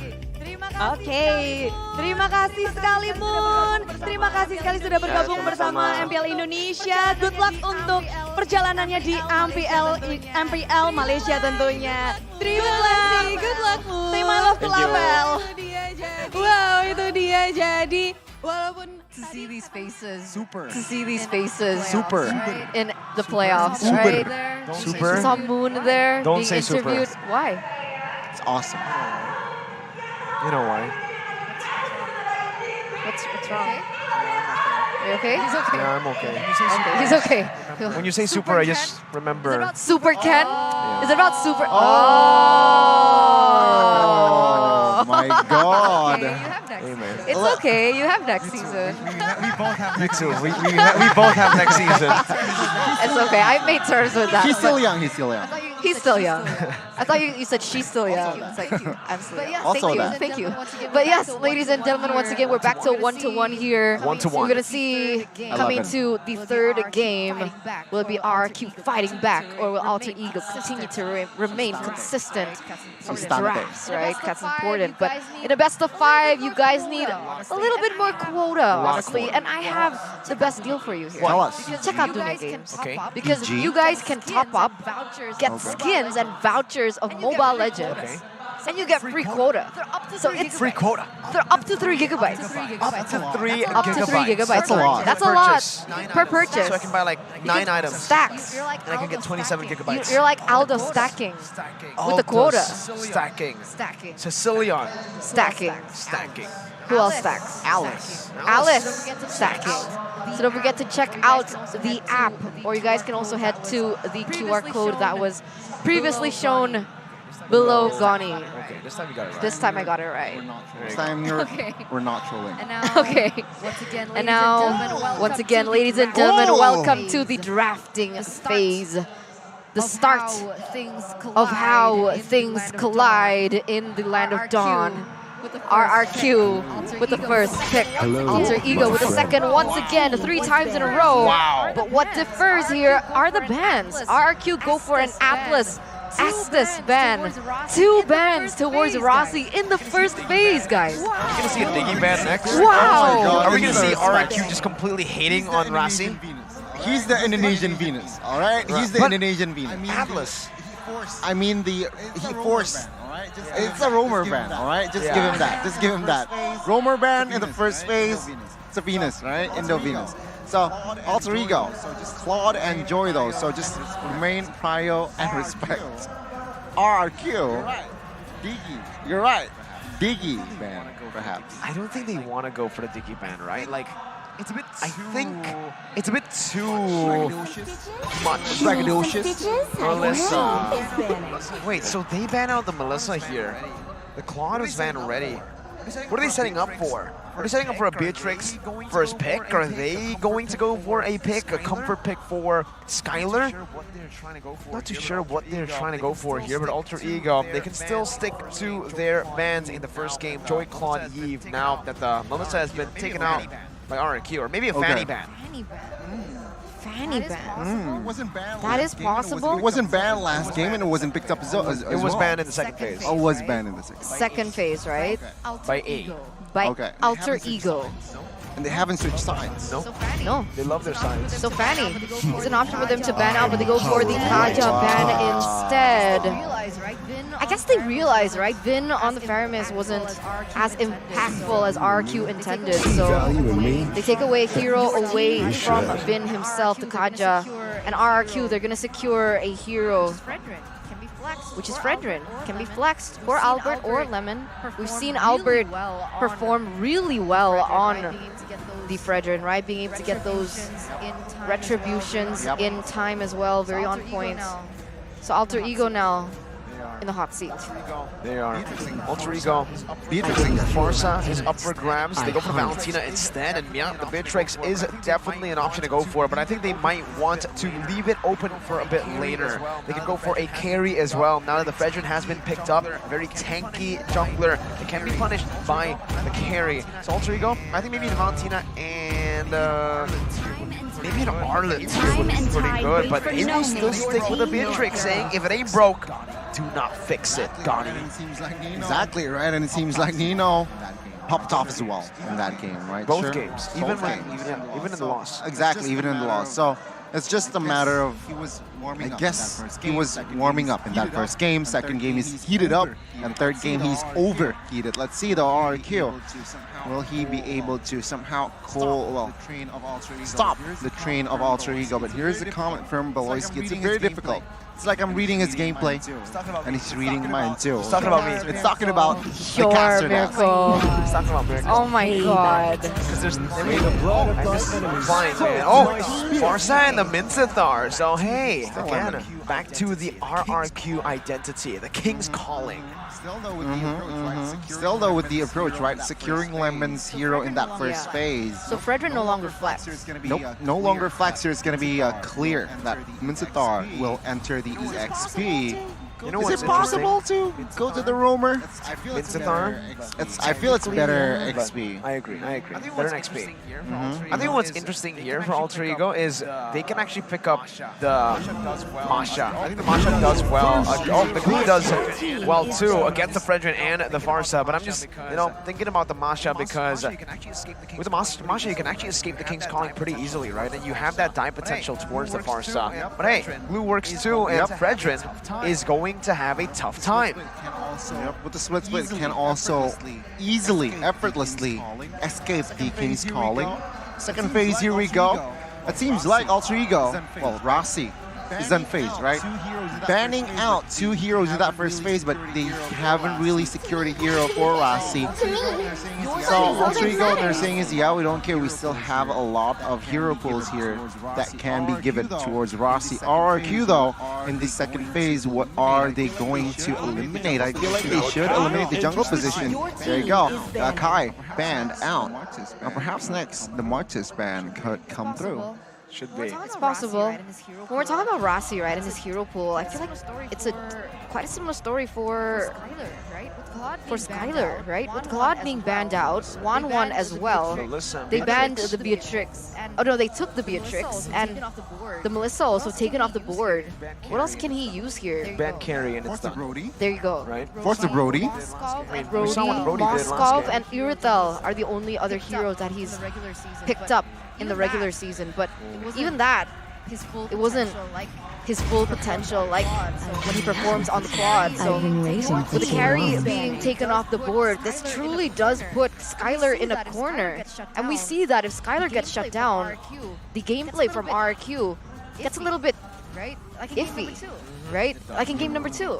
It does. It really does. I mean, technically this time I do feel like the Brody makes a bit more sense for RRQ because they have a Farsa, a very mobile mid laner compared to game number 1 where they had a Yves who's going to be really stationary in the mid lane, and yet they still went with the Brody, right? So I honestly feel like in the first phase, RRQ lacked foresight in game number 2, and in game number 3, I think the Brody pick works way better because they can utilize the killing pressure within his kit with the Farsa to really bully this Beatrix. But again, will have to put a lot of pressure in the early game down. A good ban, I would say, for the Yuzong here. Having the Farsa, I thought, they're not convinced.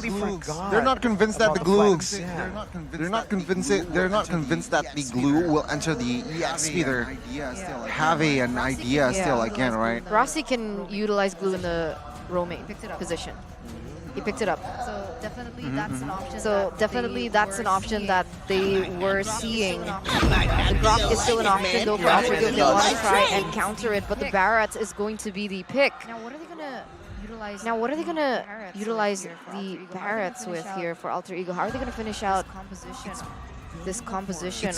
building up for a Diggy pick. Matilda or Diggy? Florin? I really want to see. I don't know, man. I really want to see a Florin. Right? I don't know if Healing. it works here, but I really want to see it. We usually see this kind of draft with an S-Test, right? An S-Test would literally be perfect here for Alter Ego's draft. Again, the signature V-Wise combo, Barat's S-Test. But here in Barat's Glue, Beatrix, Valentina, it's very blacklisty, you know? If there was an S-Test, it definitely would have been picked up here, but Florin is still an option. KB said that the Florin is actually better than the S-Test, and it's a big... Let's go. Choose my own There you go, Irithel. Oh man, I really dislike the Irithel. Oh my god. Really dislike the Irithel. Up against this comp though, it makes more sense. Mobility. There's a lot of mobility to play with for RRQ, and I think that's their main weapon here, right? From the Irithel and the Farsa. very mobile heroes. They need to utilize that mobility though. Maybe with clearing the far lanes, getting some more pressure on the map. But Alter Ego, is it time? Is it time to bring it to Florin? Oh, I want to see it. I really want to see it. So what are the I options? really want to see it. So what are the options here, right? So now we're assuming that the glue is going to the EXP lane. What about Natalia? Oh, Natalia's... It's very tough though. Virology is my craft. Safer Diggy is my option. name. Okay, so the Diggy pickup here for Rossi. Oh man, that's such a bad lane for the Irithel. What do you think here, Goni? What do you think here, Goni? I think we might see Alter Ego leading the series, right? I really like their composition. It's just suits their philosophy here. Family time, the unity, right? Diggy pick, very Rossi. Rats, Celiboy can definitely pull that off. Yeah, we might see Alter Ego. And yeah, we might see Alter Ego leading that game. We'll see. We'll see, we'll see. Once again, ladies and gentlemen, here in game number 3, it's back to a 1-1. Who is going to lead the series? Mirko, take us into the portal. This is for match point, ladies and gentlemen. 1-1 in the series. Who's gonna claim a match point first? Yesterday, Alter Ego gave match point away to Bigetron Alpha, then they came back. This time, I think it'll be a bit more comfortable for them to secure it early on. Welcome to the land of Dawn for game number 3. Let's see here. 3 flickers. Different emblem for Mincetar here, Goni. I haven't checked. I haven't got the chance to absorb it. But what was it? It was a tank emblem. It was a tank It's not emblem? a fighter emblem. So the Mincetar will... Oh, it's going to be Tenacity. Oh, it's going to be Tenacity. Yeah, so Vin here is going to play the Mincetar Roam. Yeah. So it's not going to be... Wow, you're right. Lemon picked that up last Harlot. So it is going to be Mincetar Roam with that Tenacity. So it adds more right? Because it's going to be very hard, perhaps, for Udil and Nino to dash away, perhaps pop flicker for Nino. An early game, I must say. It's very unclear. I guess early game should be controlled by Alter Ego with Diggy, with Rats. It can be very, very mobile. Pressure being placed down. The sprint is well utilized up top though. Pi Flamer survive, flickering forward onto Clay. This might just be an outplay. Pi still able to escape. Lemon, one more hit to claim first blood up top. Down below though, there's another skirmish here. They're looking for Vin, who's all alone, caught, but the missiles will not be able to catch him. Oh, a few more hits under the turret. What happened? Lemon picks a second kill. Up. That's RRQ leading the early game. They were going for a mirror play, but it doesn't seem up until this point Alter Ego have been able to find something, but Vin! Okay, very greedy. Skylar now in the midst of it all. Nino with a flicker out. Rossi too. Skylar surviving this time, but Alter Ego will try their best, I believe. No, they won't. They won't shove it in because Clay is rotated. The feather airstrike comes down. Celiboy with the death in his welcome. Eats him up. Will they be able to find his kill? Udil has rotated down below. The feather and airstrike comes down. They traded for the turtle up top. Chaos all over the place. That should have been a 2-for-1 trade in favor for RRQ. If Clay didn't go aggressively down there, they would have been able to lead a little bit here in the early game. But now it gets traded back 2-for-2.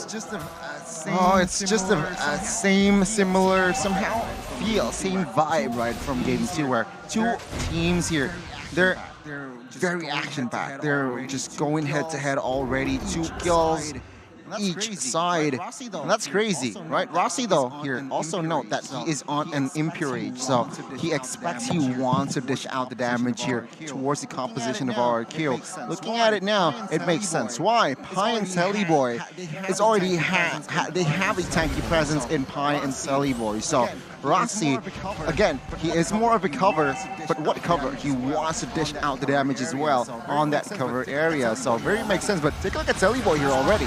Welcome on to Clay. Udil with a follow-up, and Celiboy sidestepping out of the hook really well. The runner shot connecting onto Albert. The reverse time bringing it back. Nino not able to get in range as the King's Calling is utilized defensively. Gani, I have a question though. Lemon unbending will is the choice for Lemon. Usually we see the tenacity for the Arlet. Is it gonna work for them? Reverse timing Skylar back though. Right now they're pinned down under the turret, and Udil will chase Skylar down with Selly Boy as he stops him on the ground. Vin flickering out from the snipes, but only to fall to the time bombs, alarm bombs down there. Udil still able to dash out of the taunt. Renner's shot comes out onto Albert. Here's the thing, right? Back to your question. Here's the thing about Lemon. First game, Mitsutar. What did he bring? Second game, Unbending will. Second game, Masha, sure, unbending will makes sense. Third game, Lemon, Arlet. Exactly. He has an unbending will. Maybe. So perhaps that says a lot, right? That means perhaps Lemon prefers that emblem. Perhaps it makes sense because he likes to go for the outplay. He likes to go for the aggressive type of play. And with that emblem, it adds more damage when you're low HP. So again, it's just more of a preference as to see it face value. It makes sense. And take a look at here. Talent's prediction, only limb, RRQ. Total take though, let's see. Selly Boy now getting brought back with the hook there. Appraiser's Wrath going to be able to connect, but Selly Boy will find the retribution to win it out against Albert, who's being mounted by Pi in the midst of it all. Now flickering out of the King's Calling, Alter Ego with a clean objective take. And fun fact, ladies and gentlemen, you didn't see the talent prediction for game 1 and 2, but so far Mirko has been using the patch to Mirko curse, the Mirko bless on Alter Ego. Mirko bless indeed, and take a look at the structure outside. Will be taken down, so the first structure of the game will be taken out. Alter Ego having a say first in that department, and of course the neutral objective take again. Very clean. The Barats was just unstoppable. 203, 100 KP. Take a look at this guy, right? He wants to go Radiant Armor first. He built the Molten Essence and then Steel Leg Plates, but then he shifted towards the Radiant Armor first here. Why? Because it adds more, towards the composition, adds more tankiness against Farsa as well. But top side, Lemon now. Gunned down, slowly but surely, Nino picks the kill up 1-0 and 3. Albert now against the likes of Selly Boy in front. Unfortunate for the side of RRQ, they can't really do much in these siege situations. They do have proper wave clear though, but now Selly Boy's gonna get hooked. That's this welcome, popped in, he's got cancelled out, but that's his welcome as well, got cancelled out. So much damage blazed onto him, but he's still able to survive so long. Albert gets brought back by the reverse time. Feather airstrike comes down, but a turret will fall as well. Another hook by Vin onto Selly Boy as Udil places some damage onto him. But again, both these teams aren't really going for a full commitment just now. They're just sieging slowly but surely. The passion down the back. Lemon with the final slash, but it is going to be the time journey to follow it up with Renner! Wow! Nino!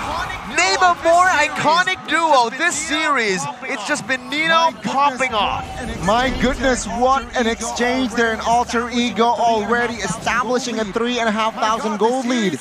My god, the series has been like, it's a similar thing, right? Game 1 was Alter Ego leading in the early game, mid game. Second game, same story. Third game, we are going to see a repeat here. Minute number 7, 4,000 gold lead now. So, Alter Ego, what this says, it says that the coach, their vision, their game plan, the game plan is already there for that early game, right? So Alter Ego, what they need to do is, again, maintain this lead just like they did in game 2, but top side. Skylar, where are you going? Inside Selly Boy's mouth is where he's going. Gone. There you go. Instantly deleted off the map. Now it's going to be Vin, who's next on the chopping block. The missiles bring Clay back. He's going to be able to flicker out of there, but Nino's now on the Renner. He's looking, he's hunting for some kings. But he will just go for the turret. 5,000 gold lead for Alter Ego. Yeah, beautiful lead here by Alter Ego for the first 8 minutes of the game. And look at them pushing forward as Albert is going to be another casualty to the aggression that Alter Ego are displaying. They're going to get another turret here in the mid side as well. And that gold lead is going to grow to 7,000 with Nino already picking another core item, the Malefic Roar. That's nasty. All right, Nino 305. So 8 total contribution kills on his name with a total of 10 kills to his team. That's nasty. Right again, SLATE still 100 KP to this point. So it's just amazing to see the Barats. And it seems like throughout the season, only SLATE is able to bring out the Barats. Albert, what? Again deleted here.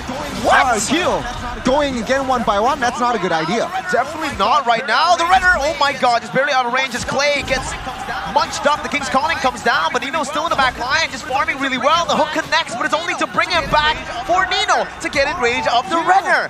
RRQ not respecting the map pressure that Alter Ego had built already. What? Albert just walked into his jungle like he owns the place. Where, you know, Alter Ego kind of has been owning it for the past, what, 2 minutes? And everyone else just goes in 1 by 1 and sacrifices their lives as well. RRQ, they're playing this so scattered. They're kind of in disarray at this point, right? With the way that they're playing, a 9,000 gold lead for Alter Ego in the first 9 minutes of the game. They picked up the Lord on top of everything.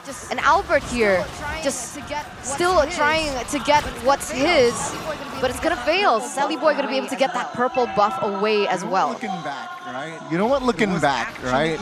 It was actually in the keys to victory of Alter Ego that they need to bring out cheese picks.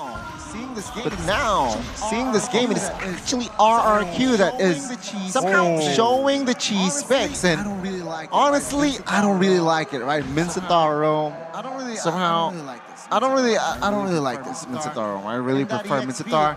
In that EXP, it adds just more sauce. Give Vin another hero, is what I'm saying. I feel like the beauty of the Minsatar is in its damage, right? Because of the way that he was reworked. The passive of the basic attack in the ultimate gives a lot of damage, but as a tank, it's a little bit more difficult for him to initiate anything on the board. But yes, the damage does come through. Alter Ego with the Lord on the bottom side, as it looks like they're gonna go for the siege. This is the first Lord, man. They took 2 base turrets like it's nothing. The Death Welcome comes down. He is gonna be able to find Albert as Lemon jumps into the back line, but a time journey helps them all out.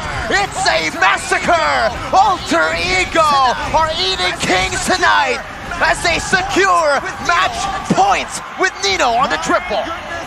My goodness, Alter Ego.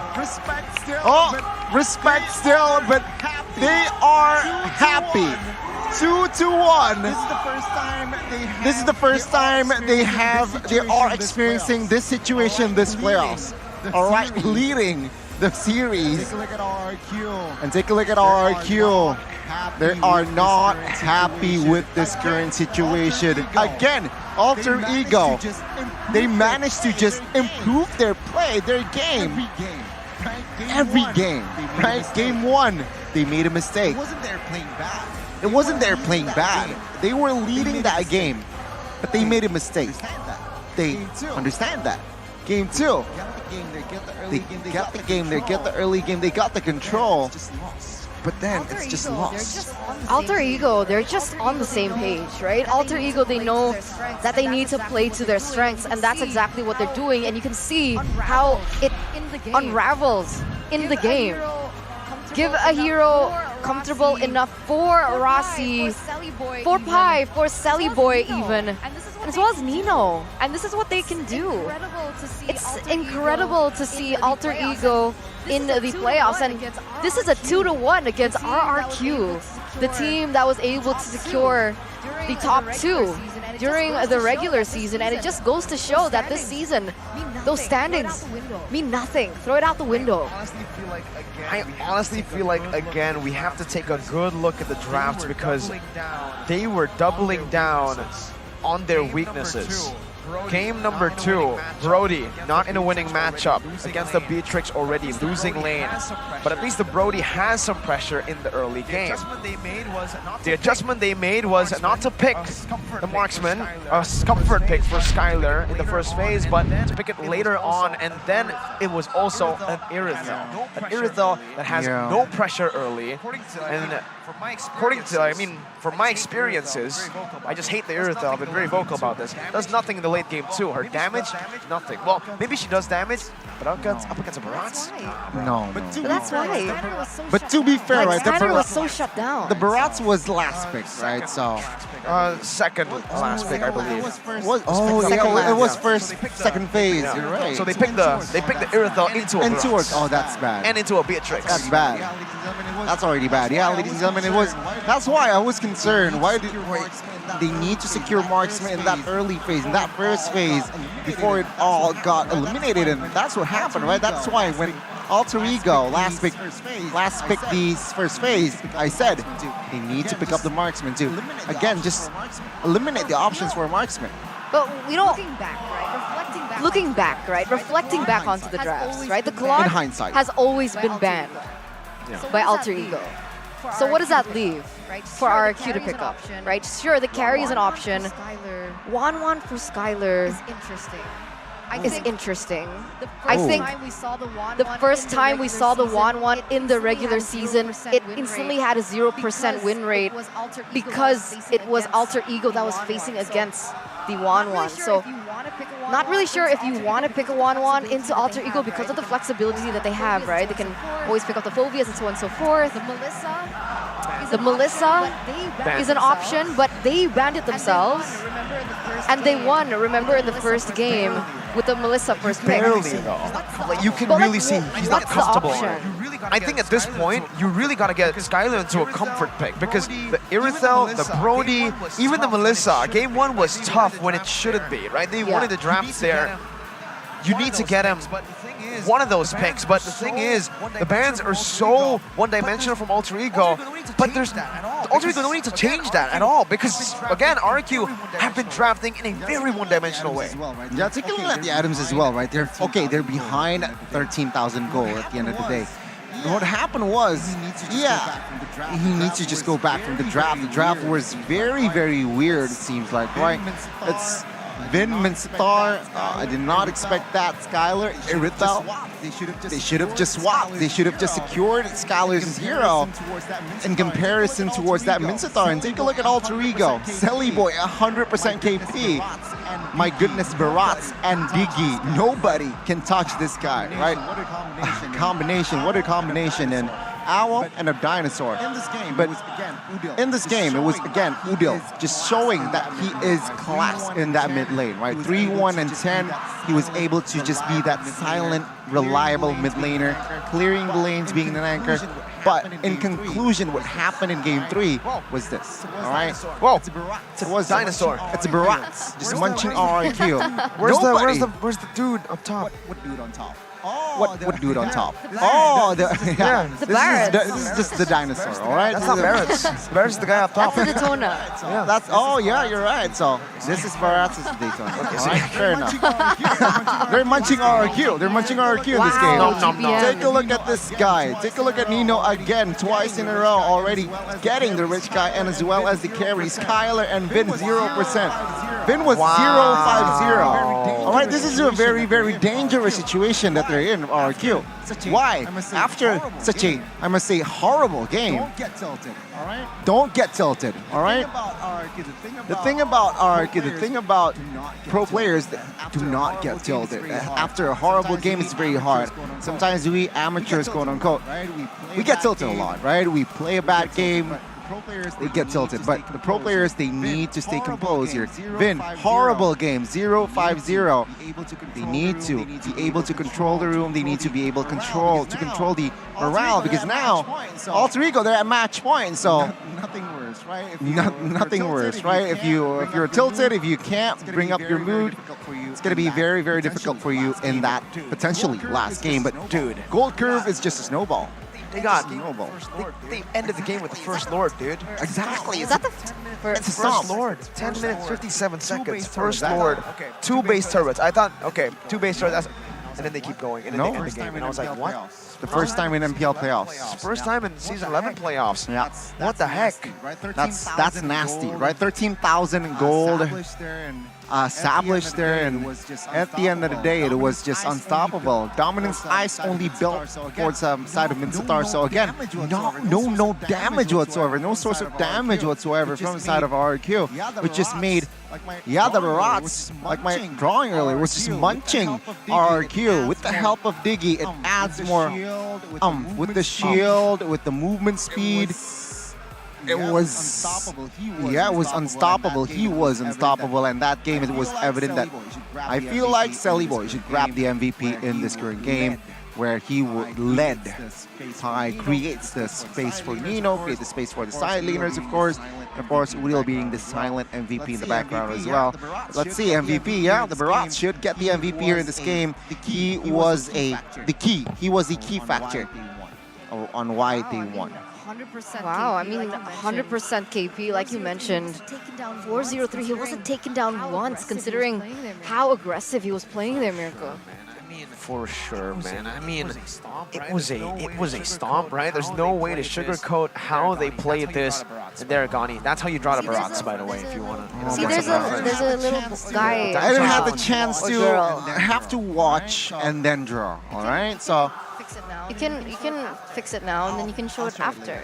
I'll show it later. All right. After the highlights. So see now you can fix it now. Oh, you want me to fix it now? All right, let me get it. He's gonna fix his drawing. All right, let me show it to you how I do my drawing. All right. Draw a little person at the top. There you go.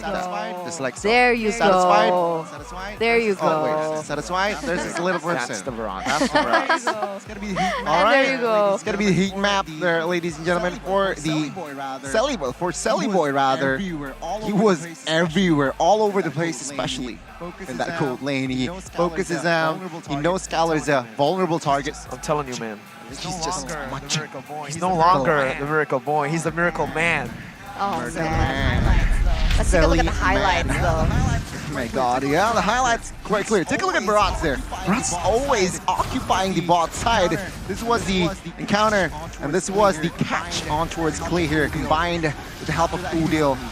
And after that, he is just invading the jungles, creating space for his side laners to, farm freely, and that helped, right? That was the start. What was the goal, Donnie? What was the goal of the Iritha? I just want to ask that big question right now, because only early pressure, 0. Late game pressure, mid game pressure, and they're playing towards the gold lane, so they're trying to get him ahead or trying to get him past the laning phase. But even if the Iritha, we saw Iritha go 7-0 in the regular season, and the Iritha did nothing, right? I think just don't pick the Iritha. This hero is like, he's just not it, bro. Toxic. I'm toxic to Iritha. I'm toxic to Iritha. Iritha right now, worst marksman. Now, Layla.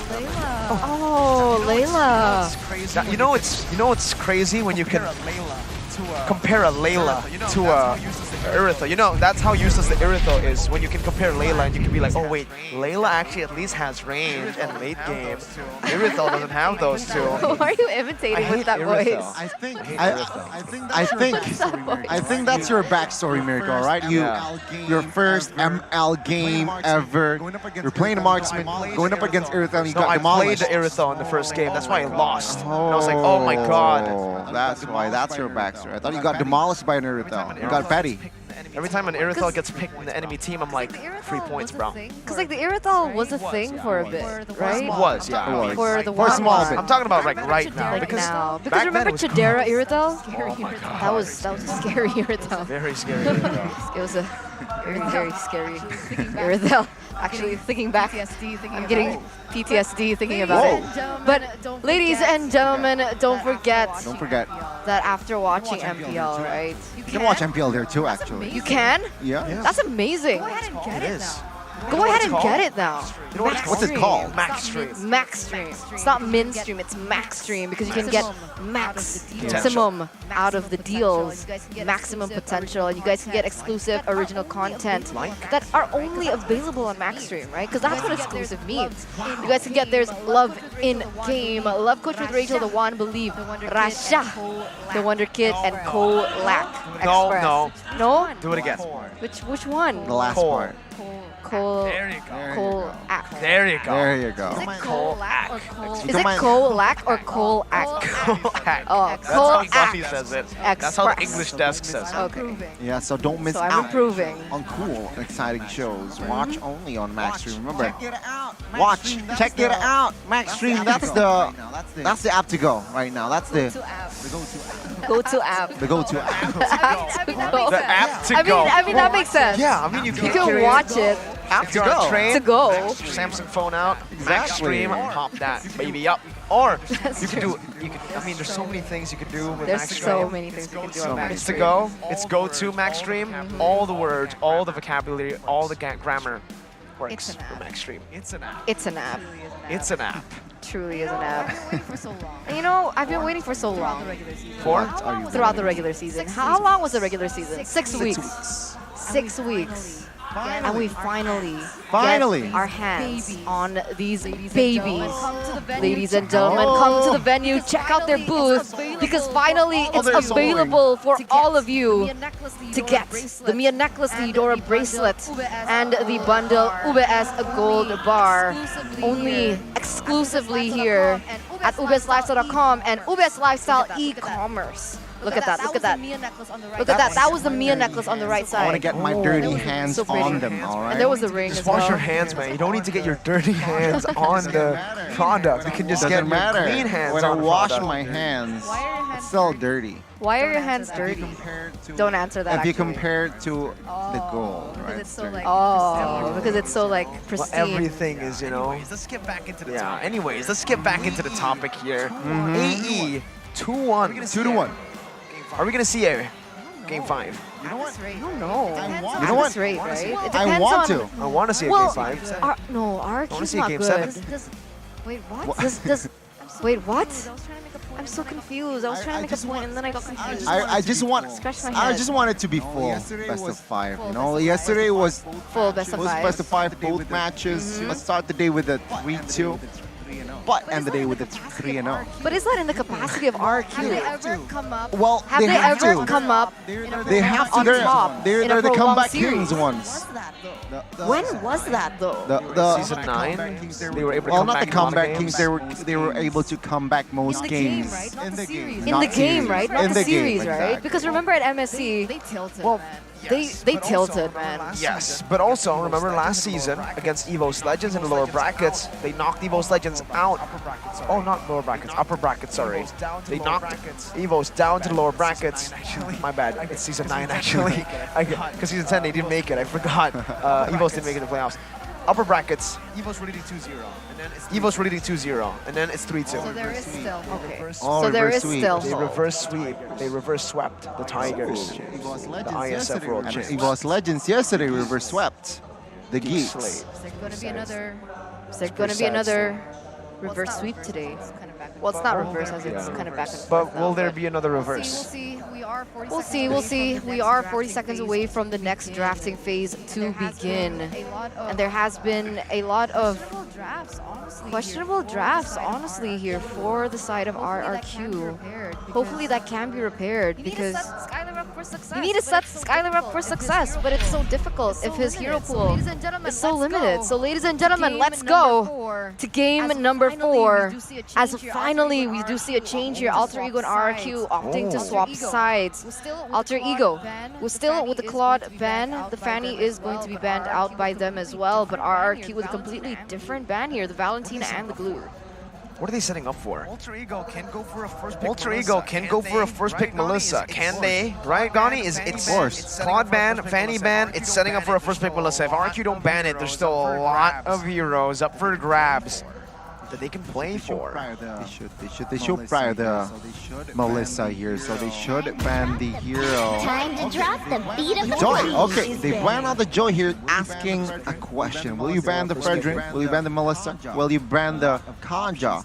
A lot of options to be banned out. RQ, will they be able to sniff that one out? It sucks, right? Because if RQ don't ban the Melissa here, then Nino's just gonna pick it up for themselves.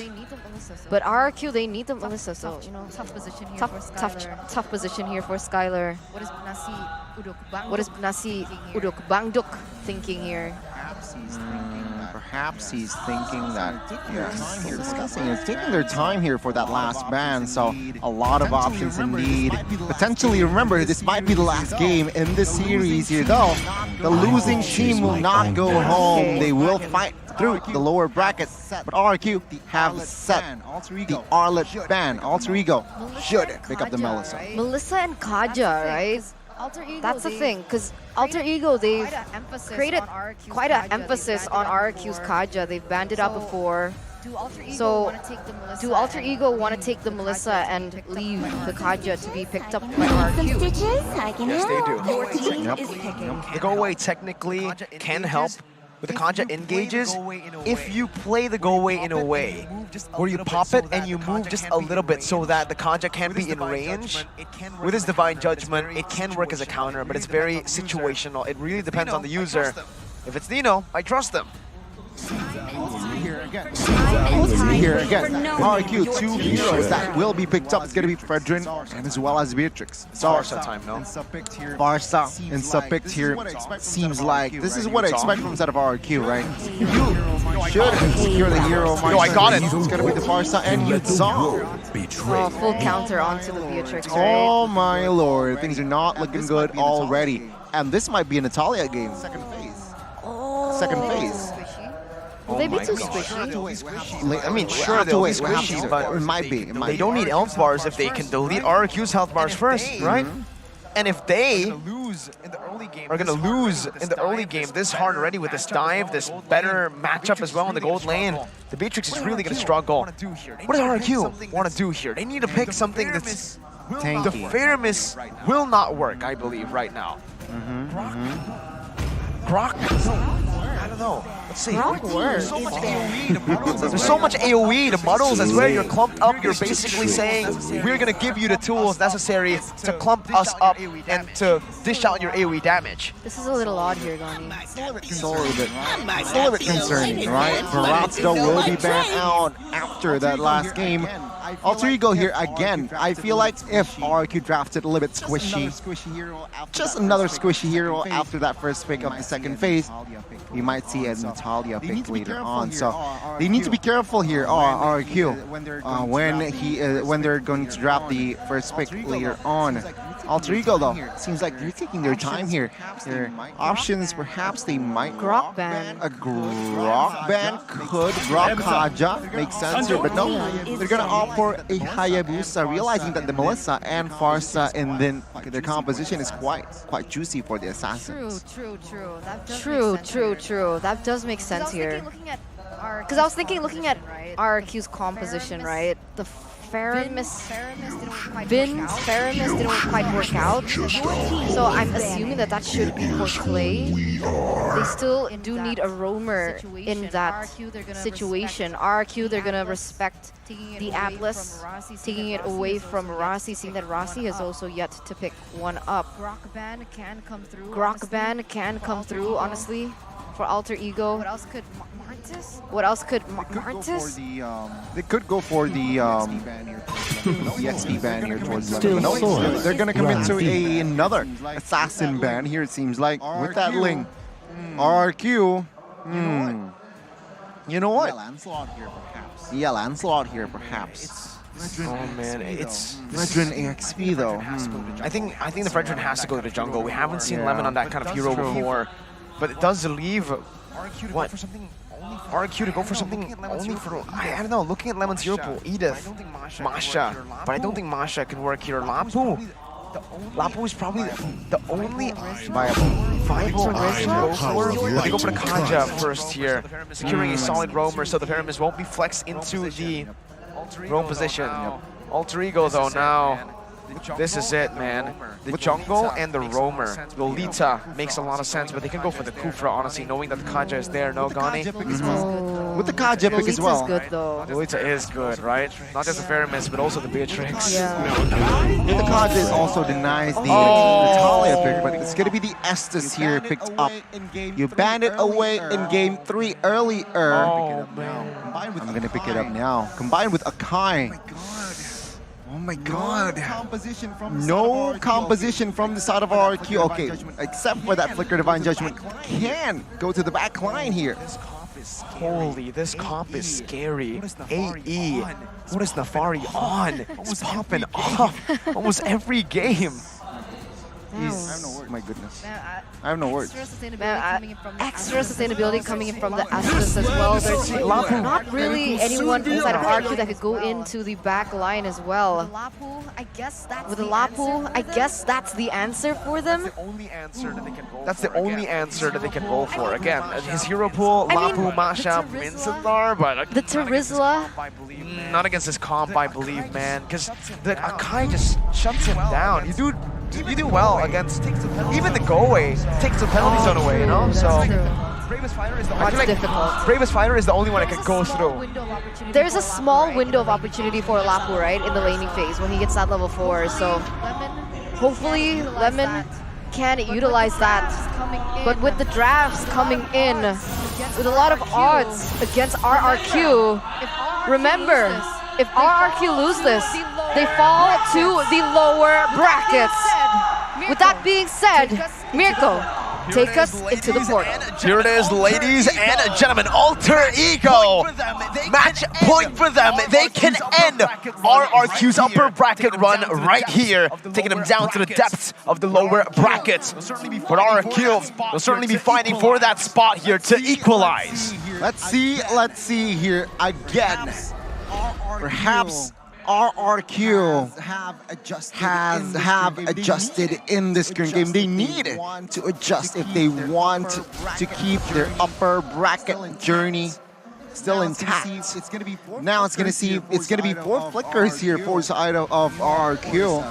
Meanwhile, of course, a couple of different approaches here with the Petrify from Yuzong. But now, different game plan here. Seems like in this current game, Alter Ego and RRQ, they're both playing it rather safe. The thing is, you can see a difference in rotations here, right? RRQ with the duo roamer, right? With the Kaja and the Faramis there in the mid lane, they're gonna start to try and pressure Sally Boy's rotations. Meanwhile, Udil is focusing on getting that level 4 as soon as possible because he knows that in a team fight at that point, they should be able to have an advantage. Bin though, gonna go to the top side, harass Nino a little bit, Rasi as well. And we'll see how this unravels. Nino already getting ganked here by 3 members. No pure commit though. Nino was just trying to get that cannon minion all the way in the back. But RRQ have secured a bit of a gold lead here just based on the lane, I believe. Look at now. It's a very tricky for the Beatrix, right? For him to farm. You're going up against Melissa. That's one. That's two. You have Estes on your opposing side that can just heal up when you are looking for the trade. And this is what I'm talking about, right? Skylar, go in. He goes in for the trade, but Rossi just comes in.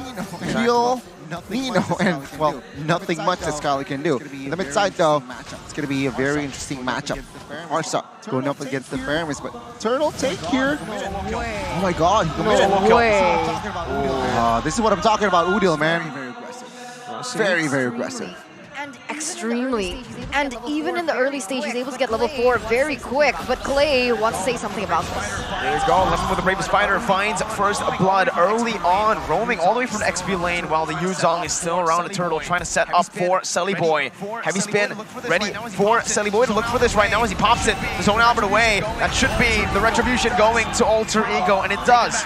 Turtle taken back by now, suppressed. Divine Judgment locking him down. He is going to be trapped and taken out by Clay. The chain corral control there. Received by Pi. And it's going to be unanimous for the side of Talent's prediction. All of the talent voted for Alter Ego. Unanimous. That's a rare sight to see. Usually either 1 or 2 goes for the other side. But you can see here, Alter Ego starting to utilize the map pressure that they have built to try and invade. But like you mentioned here, up until this point, even despite everything, RRQ still has the gold lead. It's just a slight gold lead though. Yeah, so it's just a slight gold lead though. So it's still 50-50 technically right here. It seems like both agendas here trying to pressure and give space towards the gold lane area, which it seems like it's going to be not committed there. But take a look at bot side. Fredrin and Lapu, they might join in for a link up towards Pi. Is that wise though, considering Pi has that petrify? But no, Fredrin will not commit on towards the fight, just to invade perhaps with Celiboy here.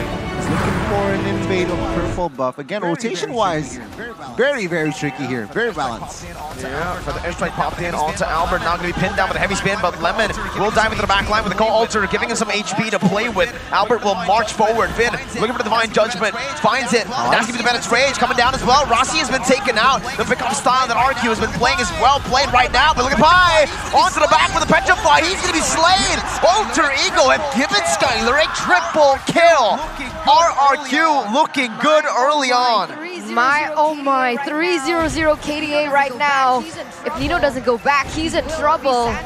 He will be sandwiched. Vin does have the ultimate. No, he doesn't.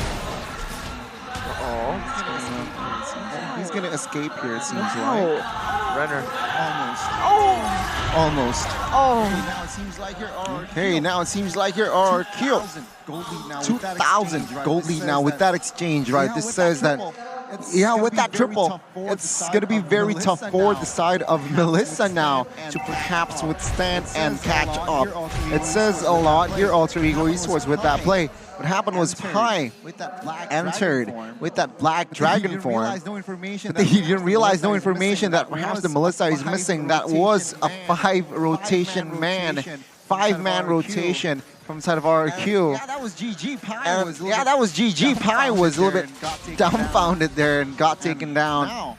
And now, the cards, the hot seat is in the hands of Alter Ego. Clock of Destiny though, already built by Farsa here. And BOD as well, with that triple kill, right? It adds more gold for that Skylar, for Skylar. It's going to be tough here for the side of Nino. That's why also Rassi is just babysitting in the top side. This also forces Alter Ego to play a lot more patiently, right, in this early game. Because Skylar on the Beatrix, oh no! Bennett's Rage, Rossi gets popped instantly. Nothing they could do about that. Inspire from Nino, trying to find a kill back for the trade. Celiboy now with a pin down. With every spin, but the airstrike comes down as well. Clay's going to be taken out. One more Renner shot, but it does not connect. Nino is able to provide proper cover. But Lemon, with a flicker forward, finds the kill back.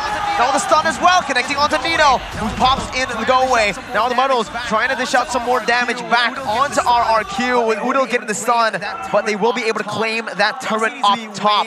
Rossi needs to be way more careful here on the SS. Very vulnerable to that burst. Exactly. And back to the point before the skirmish begun there in the top side, the fact that Skylar is able to get that power spike a lot quicker than Nino on the Melissa is already bad for Alter Ego.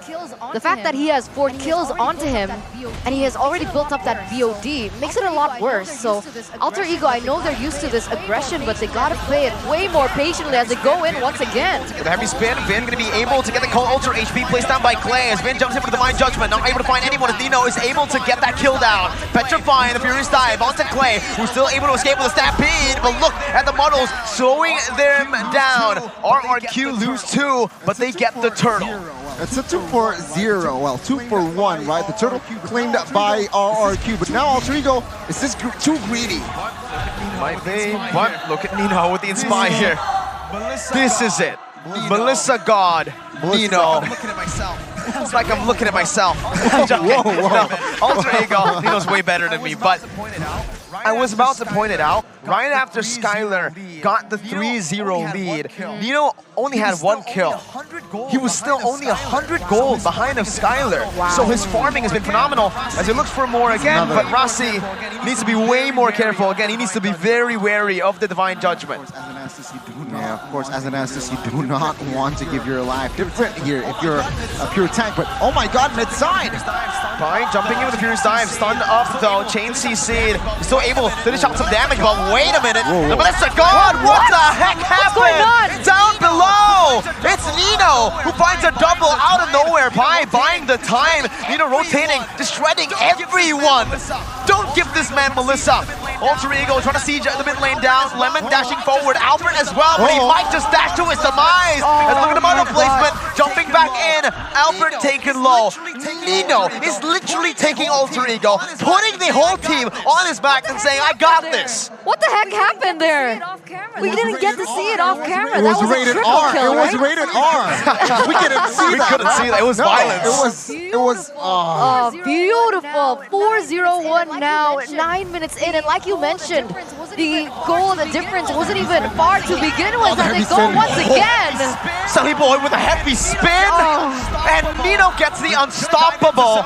They're gonna dive into Sully. Blessing the Moon Goddess. Rossi stunned up, but he buys enough time. He distracts the enemies. Sully Boy's gonna be able to escape it. Nino! Look at the damage with the Inspire!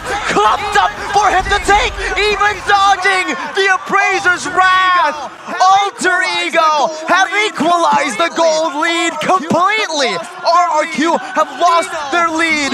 Nino. The Kings of Kings. They are shaking. They are nervous as Nino now takes full control. Gold-wise, very even. But take a look at the map control. Take a look at the pressure. Alter Ego, they're winning this one. RRQ, they need to step back. They need to do what they did in game 1, where they just hold on. We're behind. Let's wait and play reactively. You guys, again, have the call Alter and Divine Judgment very similar from game 1. So, Vincent Rupee, just stay back here. Let's defend and wait to find that small opening to perhaps pull the trigger. It's beautiful, right there. Just a trigger. Their instinct. Alter Ego. They were behind, but they were able to find a moment there. It's insane, and it's very difficult, right? In-game equipment now by Dunia Games with a 1,500 gold lead. Goni, as we are entering a pause, does anything stand out to you? Standard build, but again, Melissa was just building full attack. He was ready.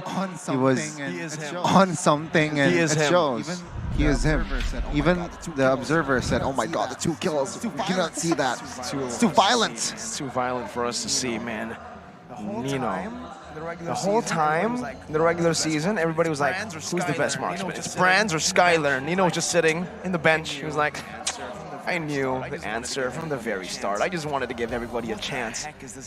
What the heck is this guy on, bro? He steps in to the roster. Didn't have a good first game in the roster when he stepped in. Then he picks up Melissa. Savage. Gets the dub. Everything he touches then turns to gold. That was the beginning of Alter Ego coming back in the regular season, right? When Rizal got swapped out by Nino. Exactly, and it seems like it was just GG after that player. But all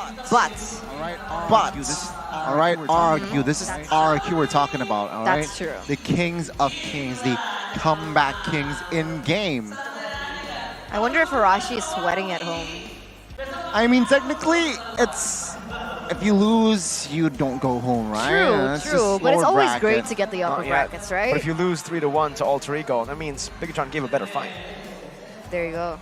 Okay, Mariko. You're lucky Rashi's not here. We'll give you that, all right? We'll give you that. I'll give you that because, yeah. Me too, and it was very close yesterday, man. And Bigetron, yeah. Well, ladies and gentlemen, it's gonna be a while here. It seems like it's gonna be. Let's talk about the podcast. Let's open up the playoffs podcast. All right. How are you feeling? Playoffs day 1. It's day 2. No. Yesterday, based on yesterday, how are you feeling? How were you? I was confused. Yeah, I was confused. I was like, okay, I know match 1, definitely Bigetron. Okay. Right? Match number 2, definitely GEEK. Okay, that's your... And that's no bias, right? I mean, that's just based on the performance that I saw during the regular season. Fair enough. And completely, my expectations were thrown out the window. So unfortunate though, seeing GEEK SLATE, right, winning 2-0, and then just... I do mean in the in a respectful way, they choke. Because honestly, at a 2-2, right? If you were in the position of GEEK SLATE, Yeah. you're the one sweating, and EVOS are the ones that, Yeah. okay, we have hope, let's go. Exactly. So it was a difficult mental spot for GEEK SLATE to be in that entire series. But very excited to see what they have in store for us next season, for sure. But ladies and gentlemen, on your screen, it's Pai's family. Pai's family. It's his dad, and to his left is Pai's girlfriend. I see. So yeah, here you go, the family of Pai. Yeah, showing their support here, coming to the venue This as is well. also Pai's family, This because is also- Ultra fams. Wait, the whole Our stadium is family. Pai's family? The whole Alter Ego Oh, crowd. that's why they're branding his family. Exactly. The Wait. whole crowd of Alter Ego. They are all one big family. Why is he wearing a dinosaur cosplay? Because of Barats, bro. Sully boy, Oh, it's Barats. like you're drawing. it's like my drawing. There's no Barats. It's just the dinosaur. Right? Just like the drawing. Here though, Nafari, complete Nafari, man. opposite of how he started the regular season. Starting the regular season, always just frowning, so angry. But since then, there's that iconic wow expression that he likes to do Mind every blown. single time. Wow. Every time he outdraft, wow. Here though, on the other side, you're seeing some concerned faces of another fruit. Yeah, the Lemon other is fruit. playing, but Banana is there waiting with Renbo. I thought Rainbow was a fruit. No, I don't think Renbo is a fruit. Is Rainbow a fruit, Gunny? Is the rainbow a fruit? Yeah. I thought rainbow's a rainbow. Rainbow. Renbo? Yeah, I mean, technically, I guess that's where he got the name from. Oh man, but look at the RRQ Kingdom, right? I think this is the most packed we've seen Throughout your entire life? throughout my entire life because RRQ is playing. That's how crazy got- the What about RRQ fans M4? are. M4, yeah. No. This is more packed. Are you This- crazy, Miracle? Oh yeah, you're Look right behind now. you right now. It's so packed. Oh, second level, third level is also packed with people, bro. It's insane. Well, there you Man, go, the ladies support and is gentlemen. showing, I guess really I am showing blind. up. You guys can't see here back at home, but the second level and the third level is also. There's also. Please don't attack me. I'm really scared now. Oh my Why? god, wait. Why? What happened? Oh my god. What happened here? She's trying to punch the camera. Oh my god. But now, okay, there you go. Some love back to the cameraman. Don't punch the cameraman, man. He's a good. He does his job really well. Oh! Small emblem I love packs. it! Guys, Go What get it. go get your small What was emblem that? packs. Redeem the code. Let me read one out for you. I'm not going to tell you which Wow. one. It's TJH. Look at that emote. Look at that I mean. emote. TGH Wow. 8P5SWJMKM22Q5U. Hope that helps, ladies and gentlemen. No, it doesn't. It's As we are, excuse me, I'm showing effort. I don't see you reading out. V36W3DMNMHWP22Q5U. You claim that one, it Copy. should be good because I read the one on the right. Mine's the lucky one. No. You know who's the lucky one? Nafari. He is, Right now. so If far. RQ somehow come back, then maybe he's going to chill a bit. But Cassius in the back too, the assistant coach. Here though, the coaches are nowhere to be seen. Where's Bangduk? Where's Mr. Rave? Oh, where is he? That is a very good question there, Mirko. But ladies and gentlemen, once again, we are still in a technical pause initiated by Alter Ego. Look at Banana. Look at him. Whoa, Banana. Oh, banana. He's angry. But Is he, also- though? Oh, he's blurry. Oh my god. That's my vision, by the way. Hey, we got a legend here in the building with his coach, R7. NPL. Hey, don't get him Wait. on cam. Who's R7 has next? a girlfriend. They're cheating. Who's next to R7? Is that his brother? That is, they look Because he alike. looks so... Yeah, that is his Here's brother. a fun fact. Maybe right? it's R8. Phil Yeah. is actually R7's brother. Huh?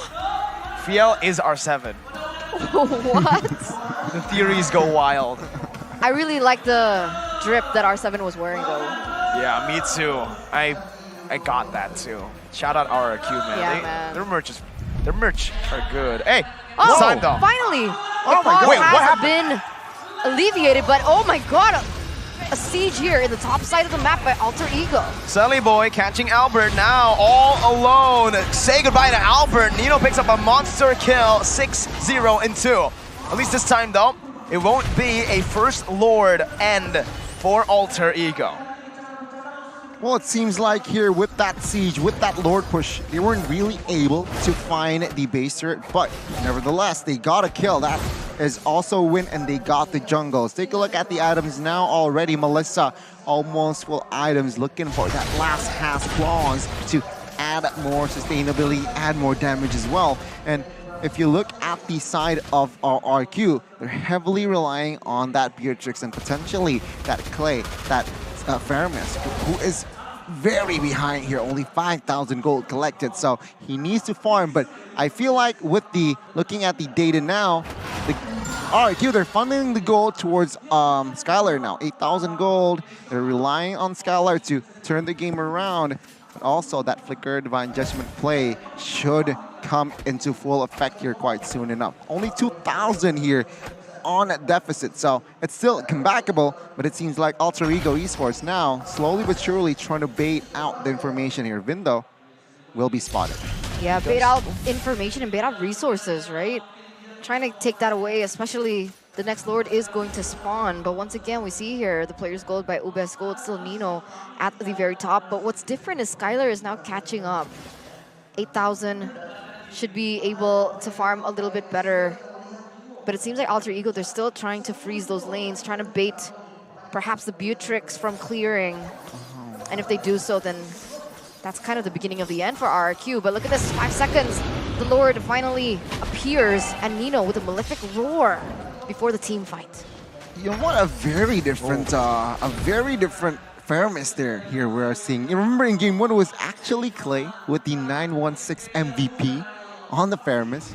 But now it's a very different Faramis here. 142, 0 damage dealt wise, also very low for Clay here in this current game. So it's a tough game, but Vin engages. Okay, but look at the damage coming from Nino, still free hitting in the back line as he puts the muddles down on the midst of everyone. SLATE is going to be able to find a kill back. Pie now, jumping to the back line, will be able to survive with the healing. SLATE with a heavy spin on the 2! He finds 2 on the board! Alter Ego once again. You thought without Udo, maybe, just maybe RRQ can climb back, but then SLATE does that.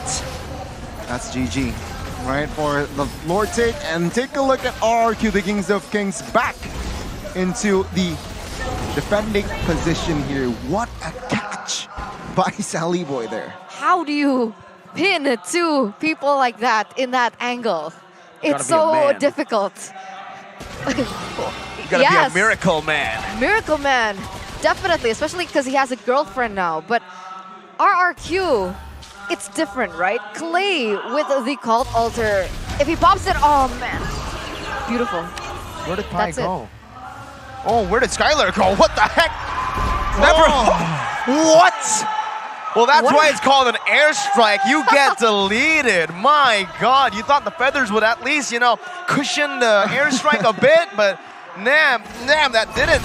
Alter Ego now might just be going for it. Oh my God, the muddles almost taking Clay down. That wasn't with the basic attack, just the muddles alone. Enhanced Lord up top, gonna be able to find the base turret with Skylar down. Do they have what it takes to defend? SLATE jumping forward right now. The Braves fighter popped in. Lemon looking for the back line. Going in. Divine Judgment popped in. Nino jumping forward.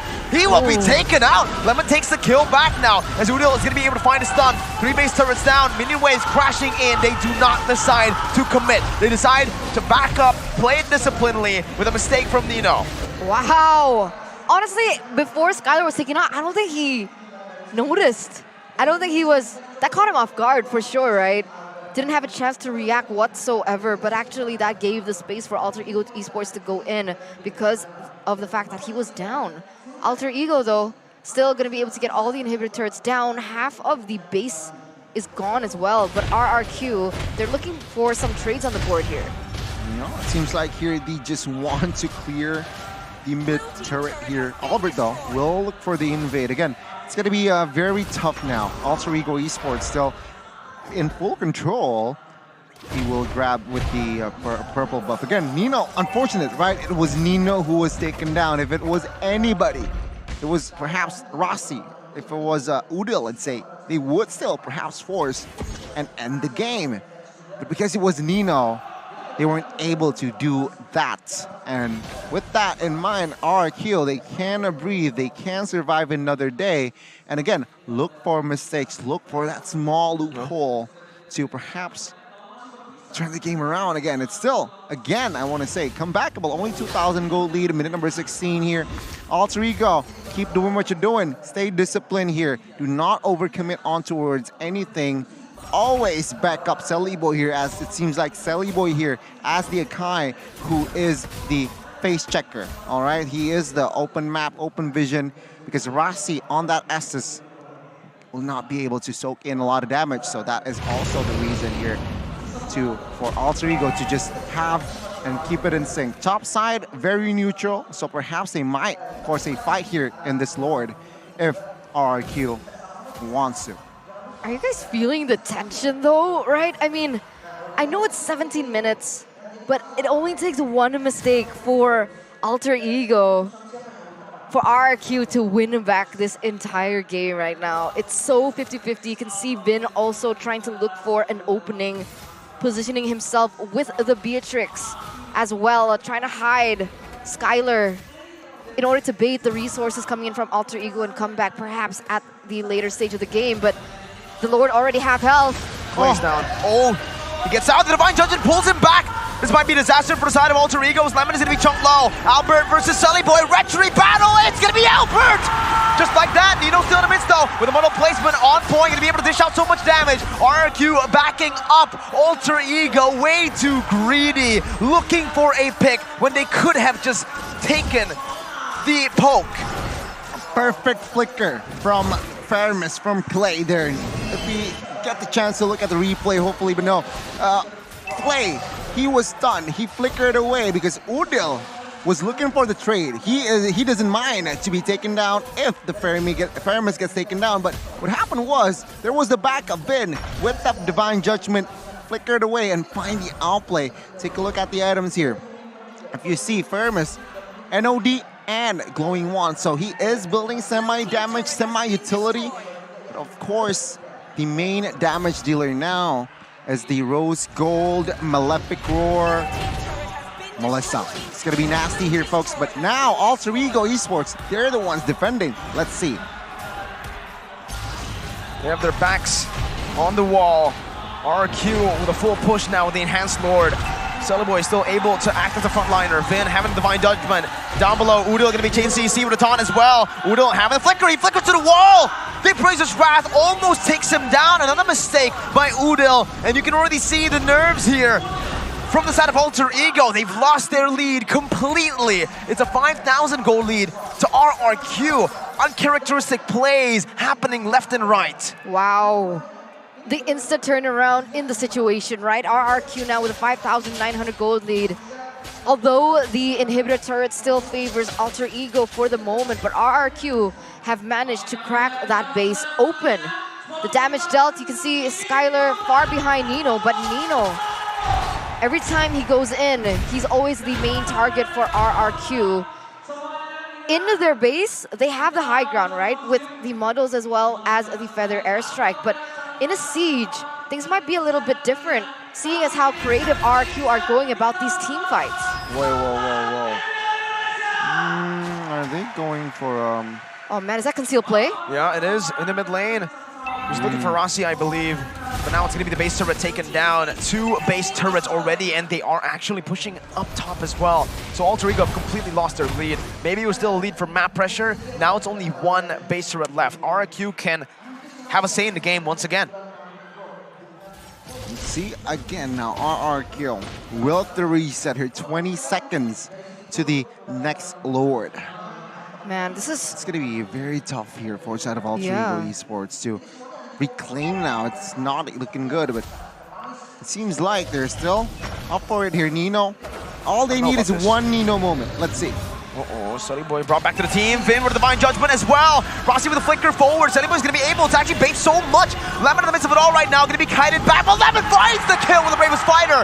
RRQ, they traded a jungler for an XP laner. And it might favor them. It's the Evolved Lord now up, and they have no way to contest. Alter Ego. RRQ have built so much back. 5,000 gold lead. They won't be able to come here in time, to get here in time. The Rectory from Albert secures it, and RRQ will just back away. I think they're looking for a fight. Albert staying here. Feathered Airstrike. They need to go for this. Udil wants to go for this. Alter Ego wants to commit.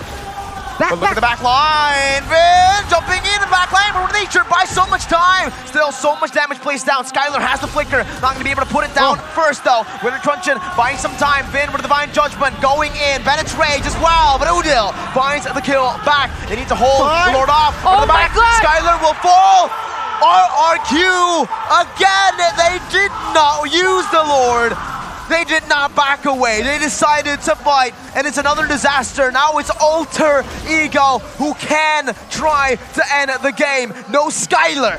40 seconds left for Skylar to come back in the game. Lemon, Albert, and Clay, they're the only ones left standing, going against a full Alter Ego.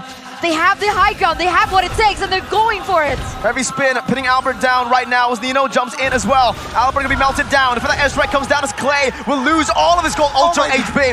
Albert with the immortality, he will be slain. Lemon holding off the waves, now with the bravest fighter, buying some time, going for the stun, going for the sustain, as Clay comes back to life with Vin. It's gonna be Pie with the Black Dragon form. Lemon taken down, 5 seconds on Skylar. This might have been enough for Lemon. He bought enough time, no minion waves coming down, but Alter Ego wants to keep pushing in. Vin, no, it's canceled by the go away. Nino, impeccable reaction time to take that off the board for RRQ. No flicker now from Vin. Skylar, Nabiru's passion for the airstrike coming down onto him. Goes in for the Bennett right now as Clay will be taken down. That's the immortality pop as well. Udil with the impeccable timing. Alter Ego have knocked RRQ down to the depths of the lower brackets. 2%. That was the chance for them to make it to the playoffs, and here they are. 3-1ing RRQ, securing the slot for the final upper brackets. When was the last time that we saw Alter Ego this strong? Amazing. From the 6th place now, securing the final upper brackets.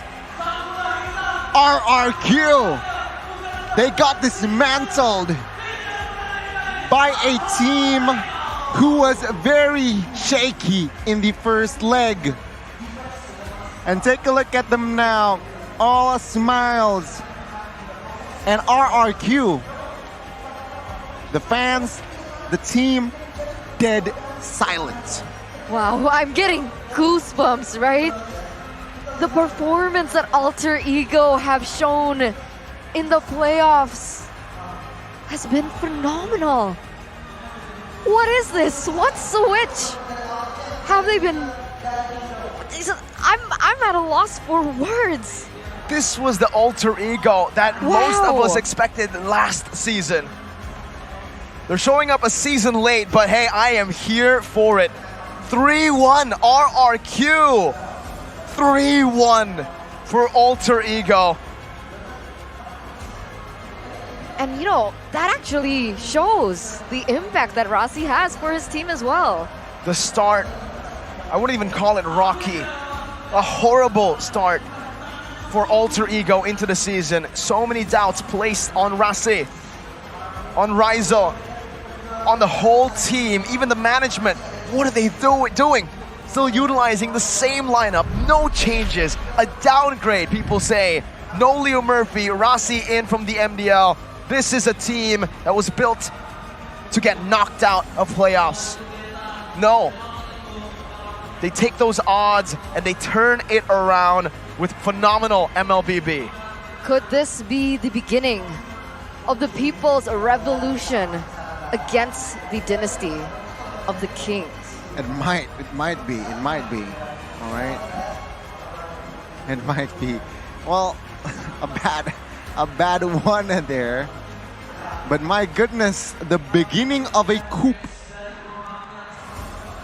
Alter Ego sends RRQ to the lower brackets. The usurpers, Alter Love Ego. it. To the top. And things are One king down. looking chucky. Oh, one king down, one more to go. Oh, come on. RRQ's still in the lower brackets. We'll say that when they take them off the board. Whoa. But we're gonna hear from the usurpers themselves. Let's take to the interview with Alter Ego. Alter Champs! Wow! Alter Ego, mereka berhasil mengamankan dirinya di upper bracket. Yes, 3-1. Kejar mengejar, sempat menegangkan sekali dari game yang pertama hingga akhirnya bisa mengamankan posisi di upper bracket. Betul, kalau bisa dibilang ini RRQ diturunin lower bracket dan perjalanan mereka itu mulus banget. Mungkin kalau bisa dibilang gimana? 4 game yang kalian jalani, mana game yang paling menegangkan buat kalian? Kalau Bude kayaknya game terakhir tadi ya? Sama Bude, Game terakhir? game terakhir deg-degan banget. Kenapa itu momennya? Ada kan ya, ada suara ya? Oh. Ya momennya ya karena banyak mistake juga kan dari kita, udah gitu ya kapan lagi coba AE final upper bracket, nggak pernah. Keren. Ini pertama kali AE final upper bracket, kayaknya ya, iya nggak sih? Iya bener. Waktu dulu dari lower ya? Iya dari lower. Keren banget, tapi anyway ya, hari ini tuh pertama kali kalian ngelawan mantan kalian juga nih, Bang Duk. Gimana rasanya? Regular season